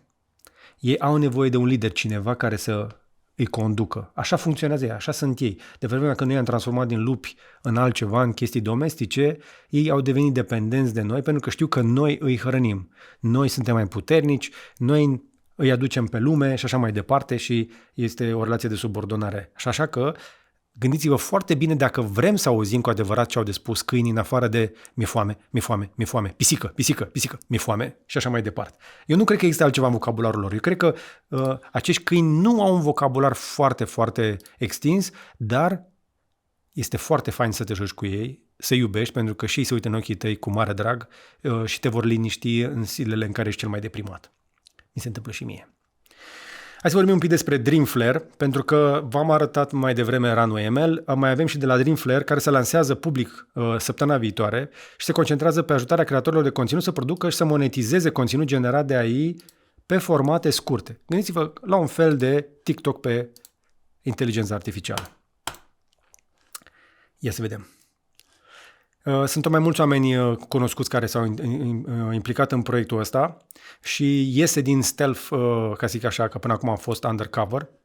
Are deja primele creații, v-am mai spus noi despre ei că au tot felul de creații de felul ăsta. În momentul ăsta ei nu fac altceva decât să caute oameni suficient de talentați care să-și creeze comunități, ei doar încearcă să le ofere, exact ca pe vremea căutătorilor de aur, lopete și salopete. Atât de simplu.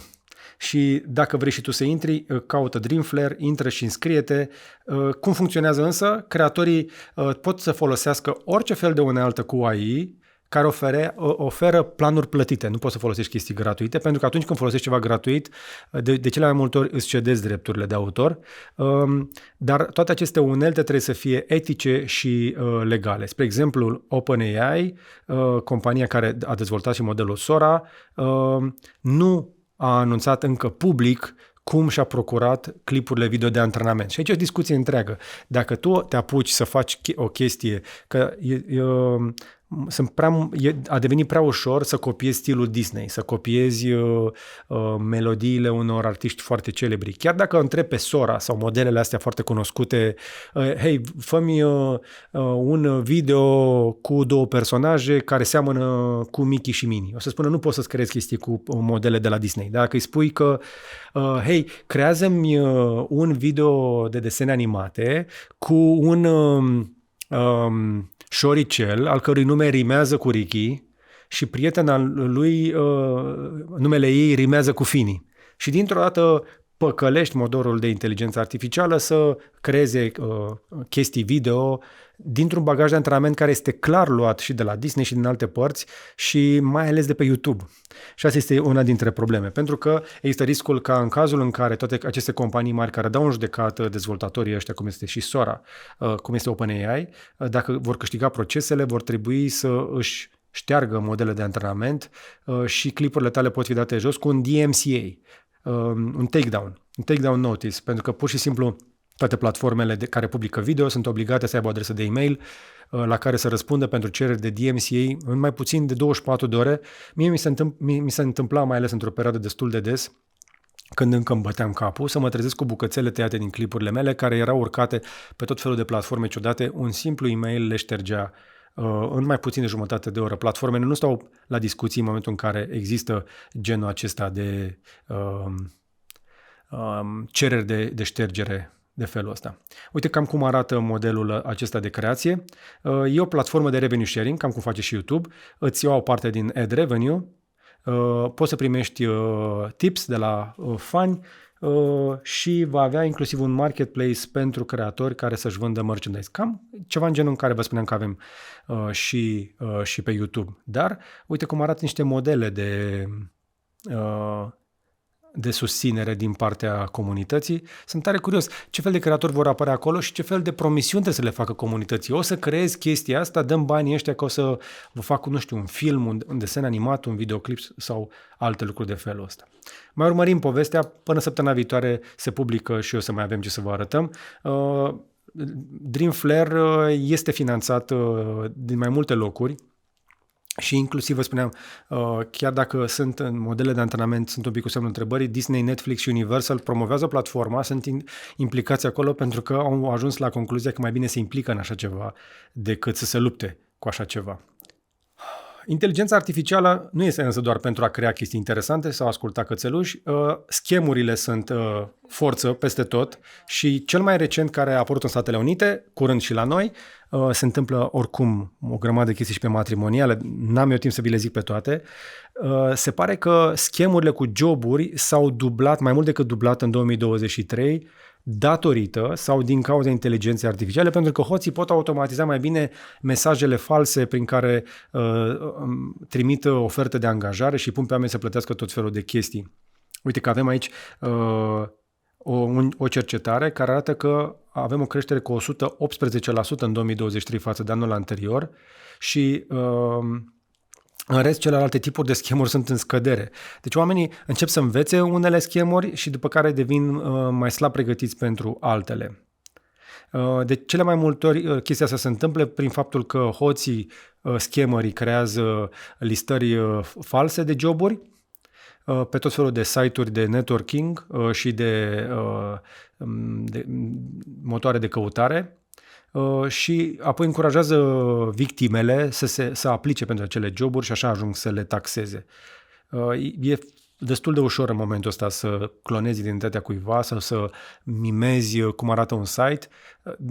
De cele mai multe ori suntem destul de puțin pregătiți pentru faptul că am putea să fim schemuiți în afara unei chestii care este legată direct de o plată cu cardul. Și tocmai de aceea ar trebui să fim un pic mai atenți în orice fel de context, cum arată bara de sus, dacă are certificat de securitate, care sunt slăbiciunile acelui site, pentru că de multe ori, chiar dacă se face cu inteligența artificială, s-ar putea să fi fost tradus de niște băieți din Bengaluru, de prin nu știu ce capăt al planetei, că acum nu mai avem nigerieni, nu mai avem prințul nigerian care încearcă să ne scameze pe e-mail. Acum avem tot felul de indieni care păcălesc oamenii cu tot felul de chestii de felul ăsta pe care le automatizează. Văd inclusiv farming de atenție pe platforme de social media prin care să fac tot felul de postări care apelează la emoție și așa mai departe. Însă o chestie de care am auzit săptămâna asta, o femeie din Brașov a dispărut fără urmă după ce și-a făcut cont de Tinder. E vorba despre Aurelia Sabina Tomescu. Am aflat despre ea de la un prieten care a fost coleg de școală și femeia în vârstă de 41 de ani a dispărut acum mai bine de o săptămână, nimeni nu dă de ea. Le-a spus rudelor că are un interviu la Bruxelles pe 24 iunie, iar pe 26 s-ar fi conectat ultima oră pe WhatsApp.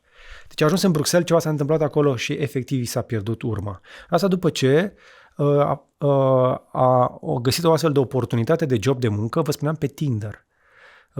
Ceea ce face lucrurile foarte, foarte ciudate. Așadar, dacă ați auzit, dacă o recunoașteți pe femeia asta, știu că avem destui români și prin Belgia, care, dacă o vedeți undeva, dați de veste dacă este bine pe unde este, pentru că este prietena unui prieten, este o femeie, o româncă dispărută și ar trebui să ne pese mai mult de cei din jurul nostru. Poate reușește totuși poliția să-i dea de urmă, pentru că familia o caută. Dăm repede o fugă până în spațiu, pentru că s-a lansat în limba franceză o rachetă.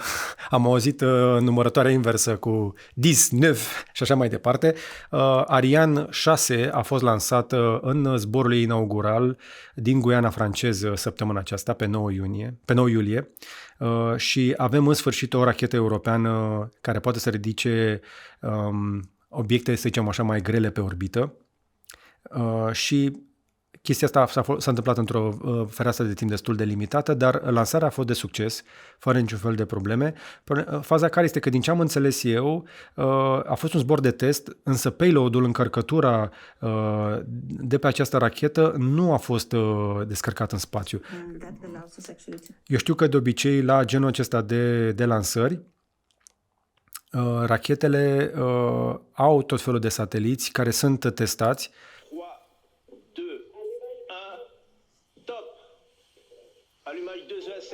Top! Când pleacă îi zice top! A pus top!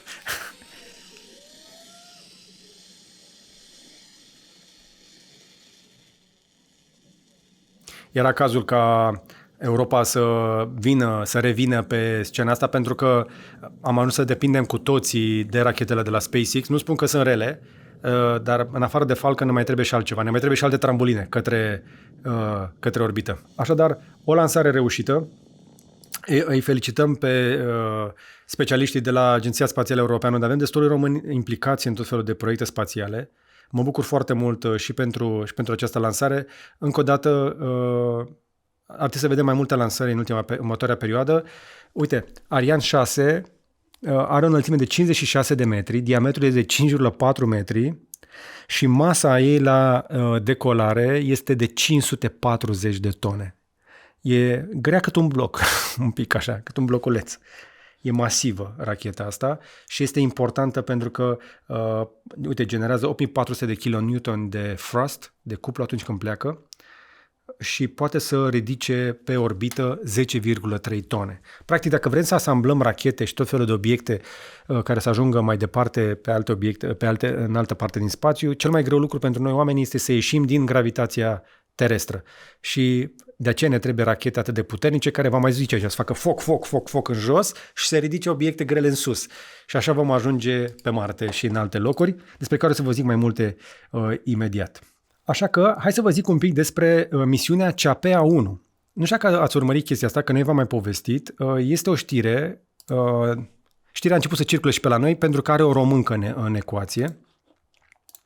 Vorbim despre o misiune de mai mult de un an în care 4 cercetători Au stat în niște case, dacă vă uitați un pic pe imaginea asta, o să vedeți în spate că este o clădire printată 3D din sol similar cu cel de pe Marte. Au stat închiși, fără să poată să iasă de acolo și s-au comportat ca și cum ar fi în misiune pe Marte.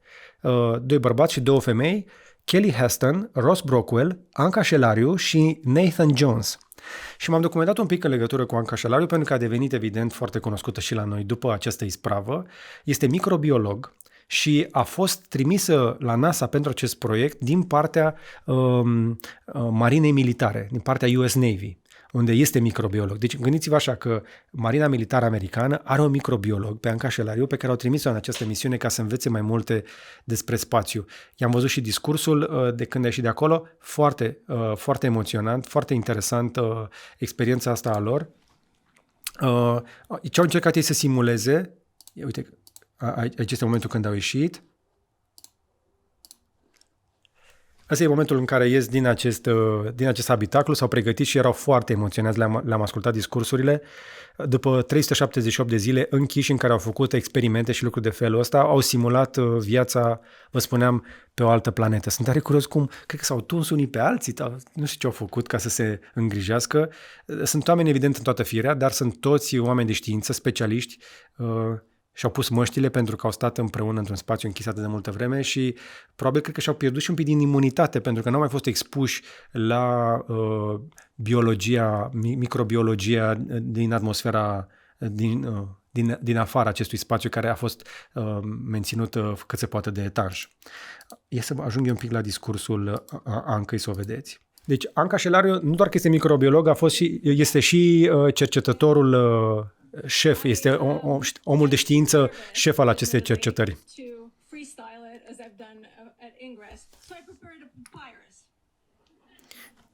Anca Shelariu este cetățean american și este și pe site-ul NASA apare că este originară din România, dar este cetățean american și trebuie să o salutăm pentru că este american, acum de origine română.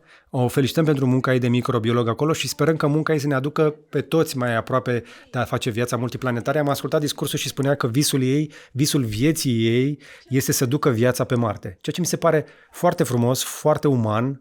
Și este o reprezentare foarte frumoasă a aspirațiilor noastre de a reuși să ne extindem, nu neapărat să părăsim, să ne extindem dincolo de această, cum îi spune, pale blue dot, acest punct albastru undeva în spațiu, unde este surprinzător de multă apă și de multă viață, așa cum nu reușim să găsim în alte locuri în universul, la care ne uităm prin gaura cheii cu telescoape și cu alt fel de tehnologie. Foarte emoționată toată povestea. Uite niște imagini cum arată tot acest complex care a fost, vă spuneam, printat.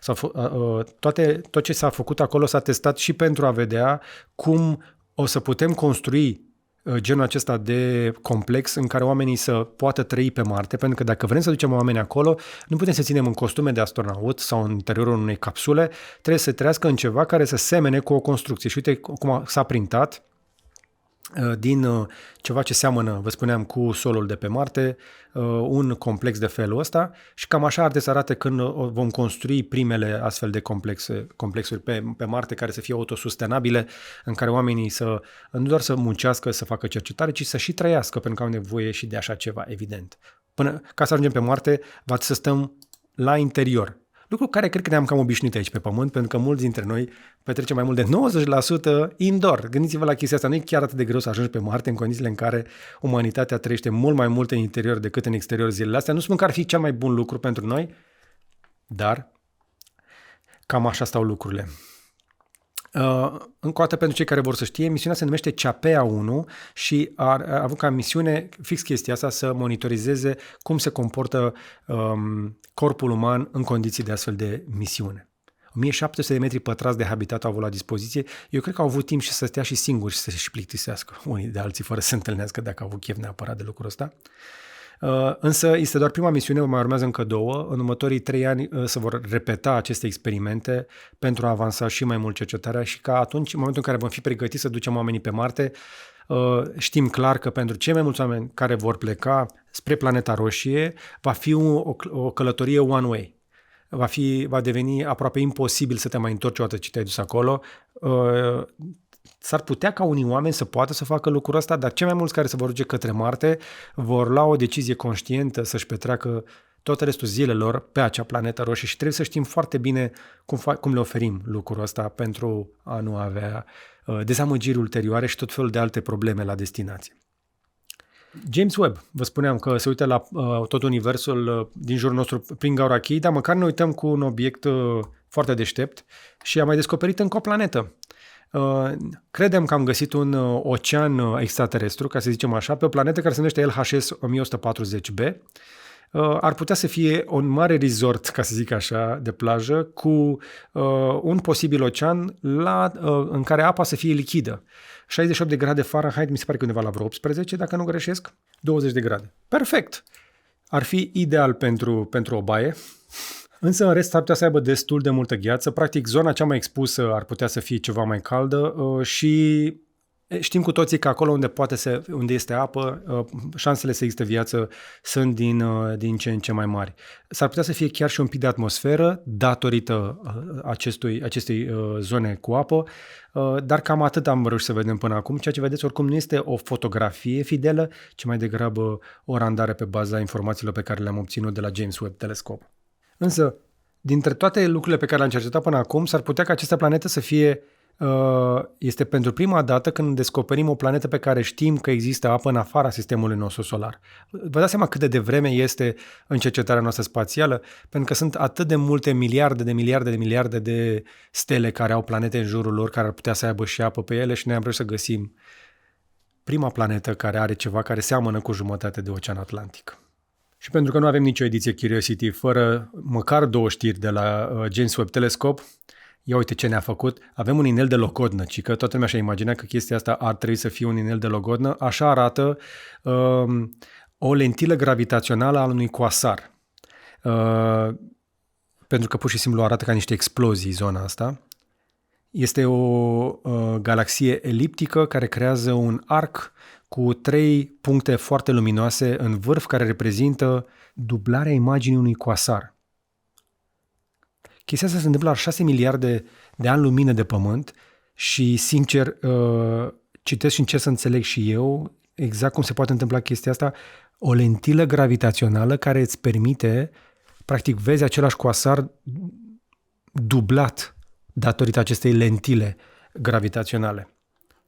Încă o dată, cam așa arată cea mai bună variantă a chestii cu care noi ne uităm prin gaura cheie către universul din jurul nostru. Mergem repede un pic la știință și chiar dacă pare banal ce o să vă zic acum, avem niște sfaturi pe care trebuie să le luați foarte serios în calcul în acest weekend de la specialiști, pentru că vine mai rău decât caniculă. Avem cod roșu în weekendul acesta. Dacă te uiți la Curiosity 231 pe 11, 12, 13, 14 iulie, ne așteptăm la niște zile de foc. Știam deja că vor fi 37 de grade pe cel puțin o săptămână, 2 înainte, dar iulie chiar este cuptor și medicii recomandă, ca de obicei, am făcut știrea asta la televizor de mai multe ori decât mi-ar fi plăcut, să eviți alcoolul și cafeaua pe timp de caniculă. Nu. S-ar putea ca berea să te hidrateze un pic dacă bei aproape non-stop, deși nu știu dacă poți, pentru că are alcool care deshidratează în același timp, dar orice este mai tare decât o bere, să zicem așa, mai mult deshidratează decât te hidratează. Eu sunt mare pasionat de cafea, dar întotdeauna țin aproape aqua robinetica. Din păcate, cred că perioada asta este cel puțin la fel de periculoasă ca zilele de ger puternic, este cel puțin la fel de periculos afară pentru cineva ca atunci când este extrem de frig, ba chiar s-ar putea să fie chiar mai grav de atât. De ce? Pentru că atunci când este frig te poți îmbrăca și frigul este suportabil câtă vreme nu ești prins într-o avalanșă sau într-un viscol în care să îngheți. Când este foarte cald în afară, nu prea ai cum să te protejezi de căldură, că n-ai cum să ieși cu frigiderul pe tine. Și atunci recomandarea mea este evitați să ieșiți, evident, pe cât puteți, dacă n-aveți treabă și vă rog din tot sufletul meu, nu stați în mașini cu motoarele pornite de dragul aerului condiționat. Dacă vă este prea cald afară, dați-vă jos din mașină, opriți mașina și mergeți într-un spațiu climatizat. Nu stați în mașină cu aerul condiționat pornit, pentru că, în primul rând, sistemul de aer condiționat abia o să facă față, o să vă tragă foarte multă poluare în interior și o să creați și mai multă căldură și mai multă poluare într-un oraș care este deja toxic. Orașele noastre, când este foarte cald, sunt cu poluarea la maximum. Nici măcar nu se mai vorbește despre poluare cu particule, cu chestii de felul ăsta. Mașinile care stau pe loc consumă undeva la 1 litru cel puțin de combustibil pe oră pe care îl ard și nu îl ard foarte eficient pentru că ridică în atmosferă cu particule fine care, pe lângă faptul că din acel litru de carburant se transformă în și mai multă căldură, orașul se încinge și mai tare, aerul devine și mai greu și pentru acel timp limitat pe care tu l-ai petrecut în mașină vei plăti și tu și toți ceilalți atunci când te dea jos din mașină. Așadar, în România nu este încă ilegal și nu se interzice explicit lucrul ăsta peste tot, să stai în mașină cu motorul pornit. Chiar dacă nu o să placă unora când spun lucrul ăsta, cred că idling-ul, adică să stai cu motorul pornit în parcare pe telefon, ar trebui să fie cel puțin o contravenție. Pentru că este mult mai sănătos, mai eficient și mai bine să te duci într-un spațiu climatizat, nu într-o mașină. Mașina este un spațiu foarte greu de ținut rece, pentru că are foarte multă sticlă și nu este etanș. Anyway, aveți grijă de voi, aveți grijă de animalele de care aveți grijă de copii, nu-i lăsați în mașină, beți multă apă, dar aveți grijă și de plante. Dați o cănuță de apă unei plante din jurul casei voastre, din jurul blocului vostru, de pe strada pe unde mergeți voi. O cană de apă, 1 litru de apă poate să facă diferența între o umbrelă care să țină umbră peste 1 an, 2, 3, când copăcelul ăla poate o să mai crească. Gândiți-vă și la chestia asta. Și noi stăm cu stropitoarea pe aici, pe la noi prin curte, ca să ne ținem plantele în viață, deși avem și irigație. Este foarte greu și pentru plante, vă spun chestia asta. Hai să trecem un pic la știrile din domeniul auto. Am una pentru voi absolut delicioasă. Știrea se numește "Nu se mai cumpără mașini electrice". Hai să vă arăt cum arată știrea de pe Reuters. Volkswagen s-ar putea să închidă fabrica din Bruxelles pentru că cererea slabă de mașini electrice a lovit brandul Audi. Da? După care, hai să vă arăt știrea preluată în România. Știri pe surse. Acum, nu știu care-i treaba cu jurnalismul, dar când am făcut eu facultatea, nu foloseam cuvinte gen "se fâsâie". Video. Se cam fâsâie euforia mașinilor electrice. Un gigant european închide o fabrică. Ar fi prima după 36 de ani. Și hai să vedem un pic care e treaba cu știrea asta, pentru că articolul de pe știripesurse.ro s-a viralizat destul de tare, evident că a prins foarte bine pe algoritm. Vedem apoi că Volkswagen a emis un avertisment referitor la profitabilitate și a anunțat că ia în considerare o posibilă închidere a unei fabrici Audi din Bruxelles din cauza cererii slabe de vehicule electrice, transmite CNBC, informează news.ro. Eu aș îmbunătăți știrea asta. N-aș vrea să adaug decât 3 cuvinte ca să o reparăm. Aș zice așa: Volkswagen a emis un avertisment referitor la profitabilitate și a anunțat că ia în considerare o posibilă închidere a unei fabrici Audi din Bruxelles din cauza cererii slabe de vehicule electrice de la Audi. Înțelegeți chestia asta? Adică, serios acum, nu văd o invazie de mașini Audi pe stradă nici la noi, nici în străinătate. Brandul Audi este un brand premium care a fost printre pionierii electrificării. Aduceți-vă aminte că l-aveam pe Iron Man, se dădea jos din mașini de la Audi în filme. Pe parcursul timpului, Audi a fost întotdeauna despre avans prin tehnică. Vorsprung durch Technik. Sunt mare fan Audi. Am fost la lansarea e-tron când au lansat SUV-ul electric, o mașină excepțională, inclusiv pe off-road. Nici nu știu de ce nu au folosit mai mult chestia asta în avantajul lor. Puteau să transforme e-tronul într-un pick-up, puteau să facă orice. O mașină excelentă. Cu toate acestea, dacă dai o căutare cu prețurile, mașina aceasta se vinde destul de prost la mâna a doua, are prețuri destul de scăzute, la fel cum se întâmplă și cu Porsche Taycan, la fel cum se întâmplă cu o grămadă de mașini electrice din segmentul premium. De ce? Nu-și păstrează valoarea. De ce? Pentru că foarte mulți din cei care și-au luat mașinile astea, în primul rând, ori nu știu cum să le folosească, ori au luat niște incentivuri de la stat, ori pur și simplu le-au luat pe companie și acum le revând, iar cererea este mică pe ele, pentru că atunci când s-au vândut au fost foarte scumpe. Atunci când s-a vândut e-tronul GT la început, sărea de 140.000. Acum îl găsești la 50.000 după 3 ani. Și este o mașină excelentă, pentru că e un Porsche Taycan pe dedesubt. Dar cu toate astea, de ce nu se vinde? Pentru că din punct de vedere strict specificații, mașinile acestea sunt foarte ușor de bătut de mașini electrice mai noi. Mașinile electrice noi sunt din ce în ce mai bune, sunt din ce în ce mai ieftine, iar Audi nu este competitiv. Volkswagen nu este competitiv. E un motiv pentru care la Euro 2024 sponsorul principal a fost se strigă din spate de acolo BYD. Și pentru cei care nu știu cine este BYD, BYD este cel mai mare producător de automobile de pe planetă, care, apropo, au anunțat că ieftinesc mașinile. Ăștia vând de rup. Tesla, hai să vedem un pic cum stă Tesla pe bursă. Tesla stock. Nu-mi vine să cred. Ia uite cum arată acțiunile Tesla în ultima zi, în ultimele 5 zile, a crescut cu 12%, nu închid nicio fabrică, uite cum arată în ultima lună.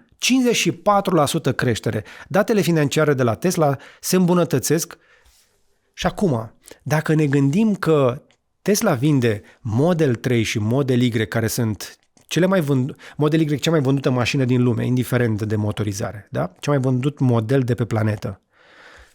Cu ce seamănă Model Y și Model 3? Seamănă poate cu un Audi A4 sau un Audi Q4, Q3, Q5? Pentru că are spațiu de Q5, vă spun eu, la interior. Model Y este spațios mai spațios chiar decât un Q5. Verificați dacă arăt eu dacă vreți. Wheelbase-ul, da, este 287, deci este mai lung în wheelbase. Au împins roțile mai în capete. Ca lățime este un pic mai îngustă cu doar 3 cm, are aproape aceeași înălțime, mai josă cu 5 cm, dar pe mine mă interesează greutatea. Are 2 tone 25 față de 1755, deci mai grea cu aproape 300 de kg, însă Q5-ul este mai scump, are rating mai slab, la driving comfort, la confort stă un pic mai bine, dar overall are rating mai slab din partea utilizatorilor decât Tesla, are garanție mai mică la trenul de rulare, însă pe mine mă interesează nu neapărat consumul, dimensiunile. Dacă te uiți la dimensiuni, capacitatea de stocare are mai mult spațiu la interior Model Y. Uite aici, cargo space, 34,3 cubic feet față de 25,6, spațiul la cap 41 de inch versus 38, nu trebuie să mai transformă în centimetri, vedeți doar diferența. Spațiul la picioare, 41,8 inch versus 40,9, spațiul la umeri, 56,4 versus 57,7, deci un pic mai mic la umeri, dar mai mult spațiu în spate la cap, mai mult spațiu la picioare cu 2,5 inch, deci asta sunt centimetri buni mai mult la picioare în spate și costurile totale pe 5 ani sunt mai mici pe un Model Y față de un Audi Q5. Deci Model Y este mai ieftin, este mai bun în toate punctele de vedere, costă mai puțin pe toată durata de viață și toate costurile de mentenanță, de reparare și așa mai departe. Nu are toate opțiunile de pe Audi Q5, dar acum vedeți de unde vine diferența? Nici măcar n-am comparat cu Audi e-tron, îl bate și pe ăla.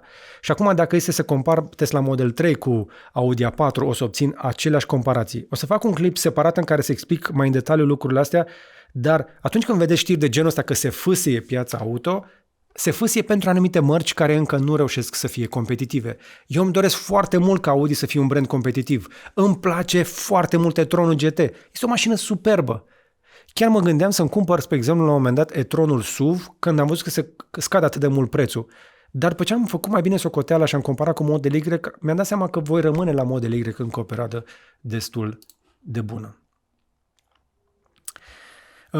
Apropo, știu că avem mulți români care stau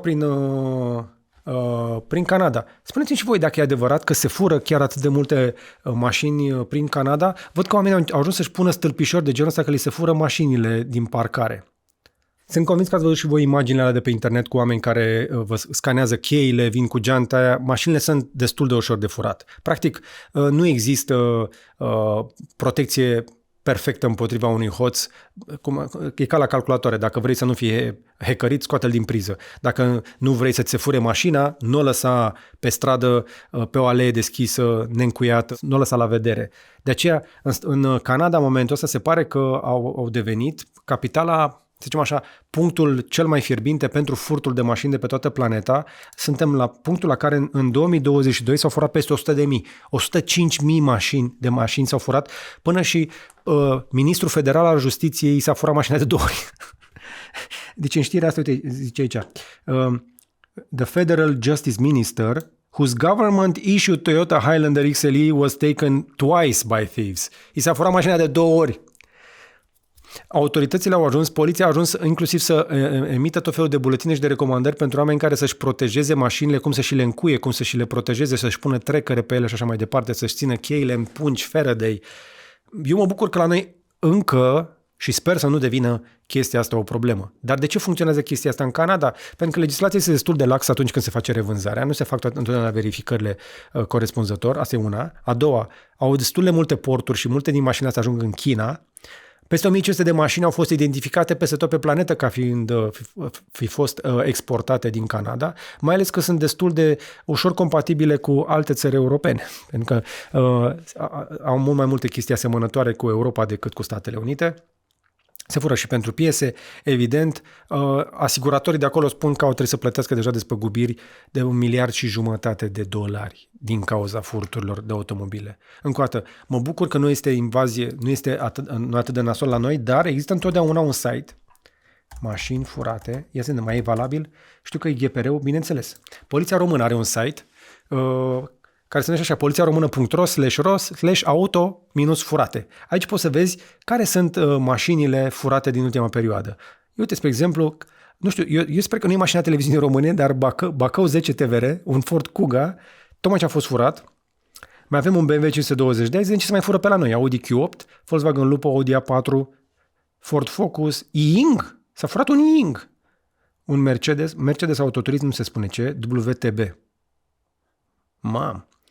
Avem Suzuki și mai avem încă 2256 de pagini de mașini furate și în România. Nu vorbim noi prea des despre ele, dar hei, hai să vedem. Alege o marcă. Se fură oare Tesla la noi? Nu prea se fură. Hoții încă n-au reușit să spargă cheia de acolo. Audi. Se fură bine Audi. 87 de pagini. Cu câte 10 pe pagină? Deci ar fi vreo 870. Este în BMW.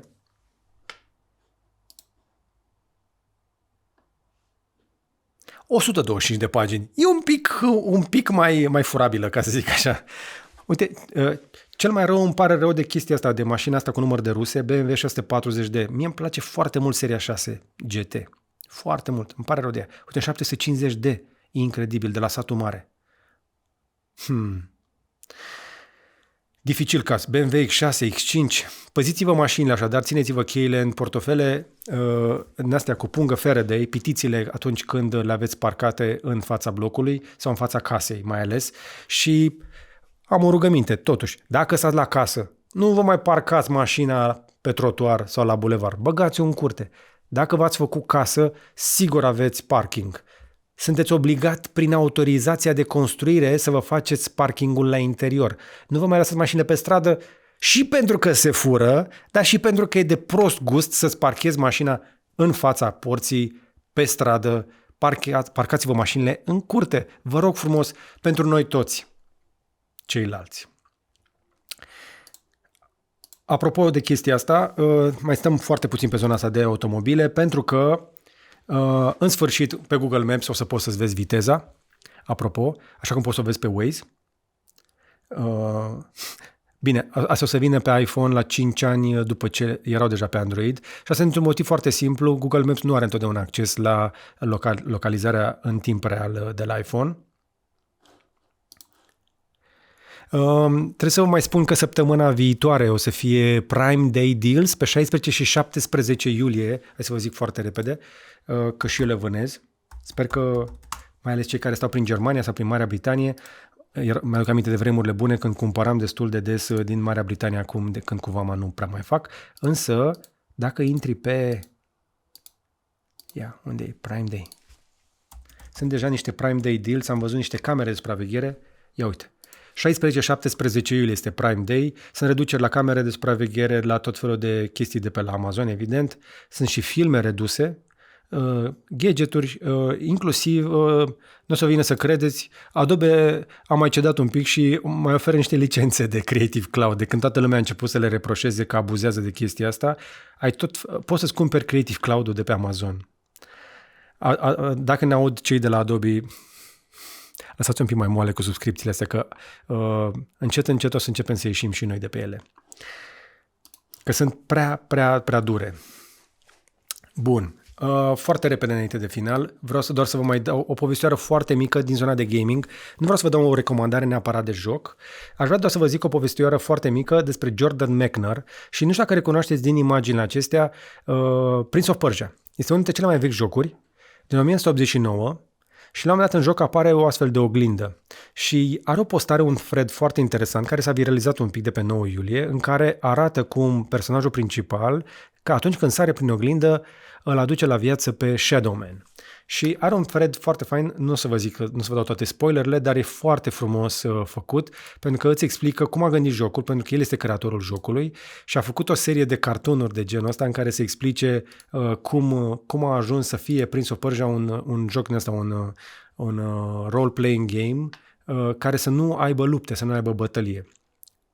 Și vorbește despre faptul că pentru prima oară a fost gândit pentru Apple II, care avea cât RAM? 48 de kilo și trebuia să ruleze un joc. O poveste foarte faină. Ba chiar există și o carte, se numește Replay, pe care în care își povestește inclusiv povestea acestui joc al lui. Și are un citat foarte fain din Paul Celan, din Cernăuți, român din câte știu, din Cernăuți, care spunea că war spricht, wer Schatten spricht. Și care se traduce Who speaks shadow speaks true.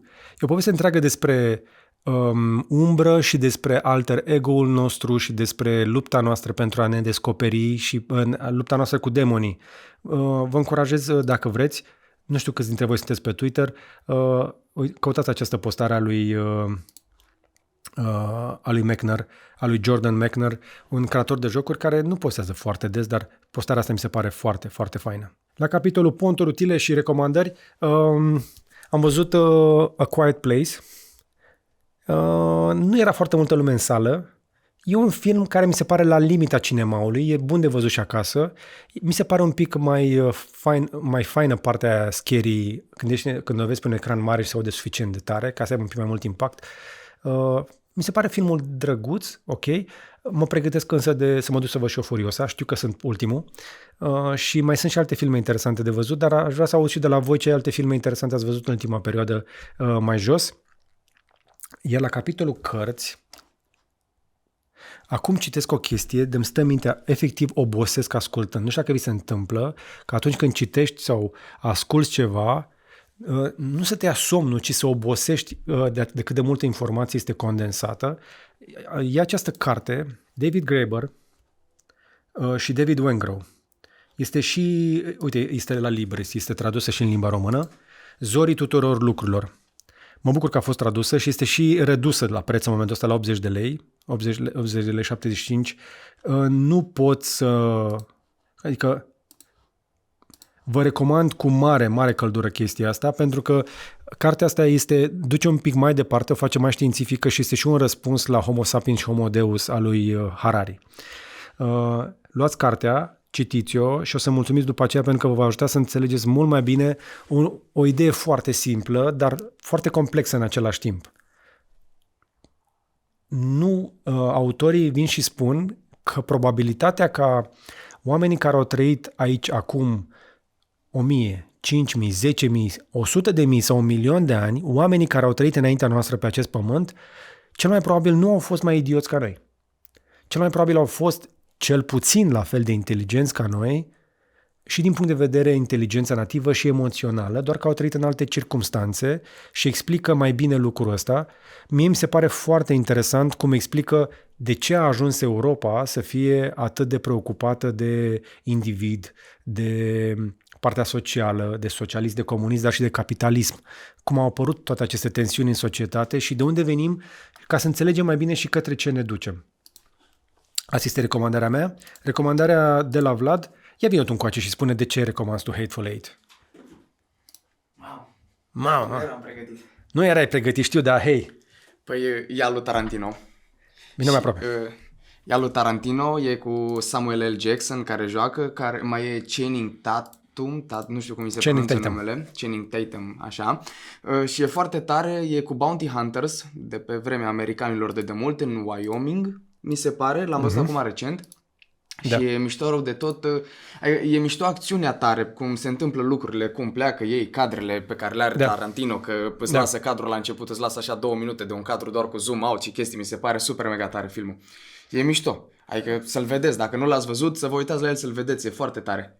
Și eu l-am văzut, mi se pare foarte tare și îmi dă așa un pic de vibe-uri de Red Dead Redemption. Da, e pe acolo. E pe acolo. Dar e super...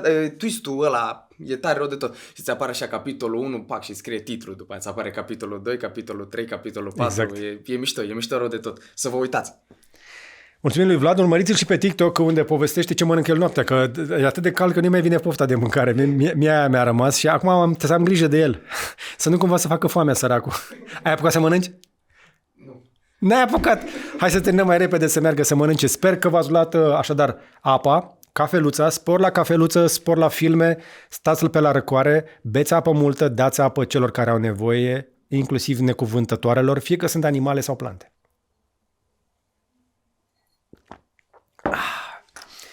Și cu asta am ajuns la final. Ne vedem luni seara live la Criptovineri, ca de obicei într-o seară de luni, iar în această duminică facem pauză la IGDLCC pentru că avem finala Euro 2024 și ai plecat acum repede de acolo, dar vin înapoi. Pentru că cel mai microbist, unul dintre cei mai microbiști dintre noi este Vlad. Aveam noi o discuție aseară despre Olanda versus Anglia. Pe mine m-au înfuriat spaniolii cum au câștigat. Mie acum mi se pare că spaniolii dintre toate 4 echipele care au ajuns în semifinale erau cele mai calificate să ajungă în final. Așa este. Adică au jucat, uite-te la Yamal, 16 ani, ce gol a dat, s-a terminat planeta. Ăsta primește teme să-și facă temele la liceu și omul meu dă goluri în semifinale de campionat european. Foarte tare. Mie îmi place foarte tare campionatul ăsta european, doar că, așa cum am zis și pe Twitter, mie mi se pare că uneori pare că este wrestling acolo. Da, mă rog, s-au dat și 14 cartonașe galbene într-un meci și au avut discuții cu arbitrii, da, nu, se întâmplă lucruri, dar Franța, Anglia, Italia, Germania, astea au dezamăgit. Au dezamăgit. Exact. Bine, mă rog, Anglia e în finale, dar la cum a jucat până acum cu Phil Foden, cu Bellingham și cu ăștia, Da. Da. nașpa. Și faza aia cu Bellingham, până la urmă, ce crezi? Crezi că a făcut semn către banca de Mă, rezervă? dar și dacă a făcut, până la urmă aia e, știi? Dar la ăla care a făcut semnul ăsta așa, să-i dai nu știu câte pedepse și la Bellingham care a făcut semnul ăsta să-i zici, ai tu un meci pe care ți-l alegi tu când vrei să nu joci. Adică mi s-a părut așa un pic dubios. Dar Da. mă rog, Finală, așadar, Anglia-Spania. Anglia-Spania. O să fie fun. Știi mimul ăla cu English or Spanish? Nu. Nu, lasă că nimeni nu-l zic. Căutați-l voi, mai bine. Oamenii sigur știu care e faza cu English or Spanish. Încercăm să ținem acest produs 12+. Plus. Ba nu, 8. Nu știu, habar n-am. Încercăm să-l ținem clean. Sper că v-a fost de folos, sper că v-a plăcut. Stați așadar pe la răcoare, bucurați-vă de fotbal și nu vă uitați la pauzele publicitare. Doamne, câte reclame la păcănele în viața mea, n-am văzut atâta. Anyway, să nu stricăm vibe-ul, da? Good vibes only, așadar. Vă mulțumesc că v-ați uitat. Sper că v-a plăcut. Îl salutăm și pe Radu Neagu oriunde se află. Este un pic ocupat săptămâna aceasta, am preluat eu. O să mă vedeți tot pe mine săptămâna viitoare. Avem cu toții nevoie de un pic de pauză, un pic de refresh. Eu vreau să-i mulțumesc și lui Daniel Ivan, care este în continuare la datorie și montează aici. Încă o dată mulțumiri lui Vlad Ilovan pentru partea de research și de documentare. Vă mulțumim însă mai ales vouă pentru faptul că ne urmăriți în număr atât de mare și să vă dau o veste la final. Mi se face pielea de găină, dar trebuie să le mulțumesc membrilor noștri care ne susțin cu abonamentele lor lunare. Sunteți magici, trebuie să vă spun o chestie. Ați ajuns să acoperiți o treime din încasările noastre din YouTube, ceea ce este foarte bine. Ceea ce este foarte bine. Pe măsură ce se mulțesc încasările de la membrii, scade presiunea pe echipa noastră de vânzări să aducă tot felul de plasări și de sponsorizări. Dar asta nu înseamnă că o să vă uităm și o să vă susținem în continuare și o să vă oferim lucruri din ce în ce mai valoroase. Tocmai de aceea, la cererea membrilor noștri, în secțiunea de membri, pentru cele mai avansate 2 niveluri, pentru Witcher și pentru Wizard, este disponibil aproape tot contentul de la Curiosity Summit 2.0. L-am publicat săptămâna trecută. Poți să vezi toate prezentările, inclusiv discuțiile pe care le-am avut cu membrii noștri VIP și cu clienții VIP care a ieșit foarte tare. Discuția de la final foarte, foarte bună. Adică, serios acum, vara asta, dacă tu stai pe la răcoare, fă-ți abonament dacă ai nevoie doar o lună cât să vezi dacă îți place. Și tot acolo o să afli și o să primești reducere și o să afli în avans de Curiosity Summit 3.0, care o să vină în toamnă, în octombrie, revenim cu data în curând peste vară, când ne pregătim pentru încă o ediție Fire foarte puternică. Dar toate clipurile noastre sunt disponibile în avans pentru membrii noștri acolo, așa cum sper eu am reușit și de data aceasta cu Curiosity. Tot datorită susținerii voastre avem subtitrări din ce în ce mai bune, plătim tot felul de abonamente de inteligență artificială, facem capitole, facem subtitrări mai bune, facem și la IGDLCC subtitrări pentru ca să putem să ajungem cu acest content la cât mai mulți oameni care, apropo, subtitrările noastre apoi pot fi traduse în mai multe limbi. Cred că am să și fac chestia asta. Apropo, spuneți-mi mai jos la comentarii în ce limbi ați vrea să traducem subtitrările ca să fie disponibile pentru mai mulți oameni, în afară de engleză. Nu știu, nu putem să facem foarte multe, dar aș adăuga poate, nu știu, spaniolă, italiană, ce fel de limbi credeți voi că ar fi folositoare, să ajungem la mai mulți oameni cu contentul nostru și poate să ajungem într-o zi rentabil, fără să fie neapărat nevoie, să facem și comerț online. Dar dacă ești încă aici, nu uita să arunci o privire în descriere la toți sponsorii noștri, dă click pe acolo, sunt sigur că vei găsi ceva interesant pentru că nu le punem acolo decât dacă și noi le-am testat și le putem recomanda. Și cu asta am ajuns la final. Încă o dată vreau să vă mulțumesc tuturor și până data viitoare să vă fie numai bine!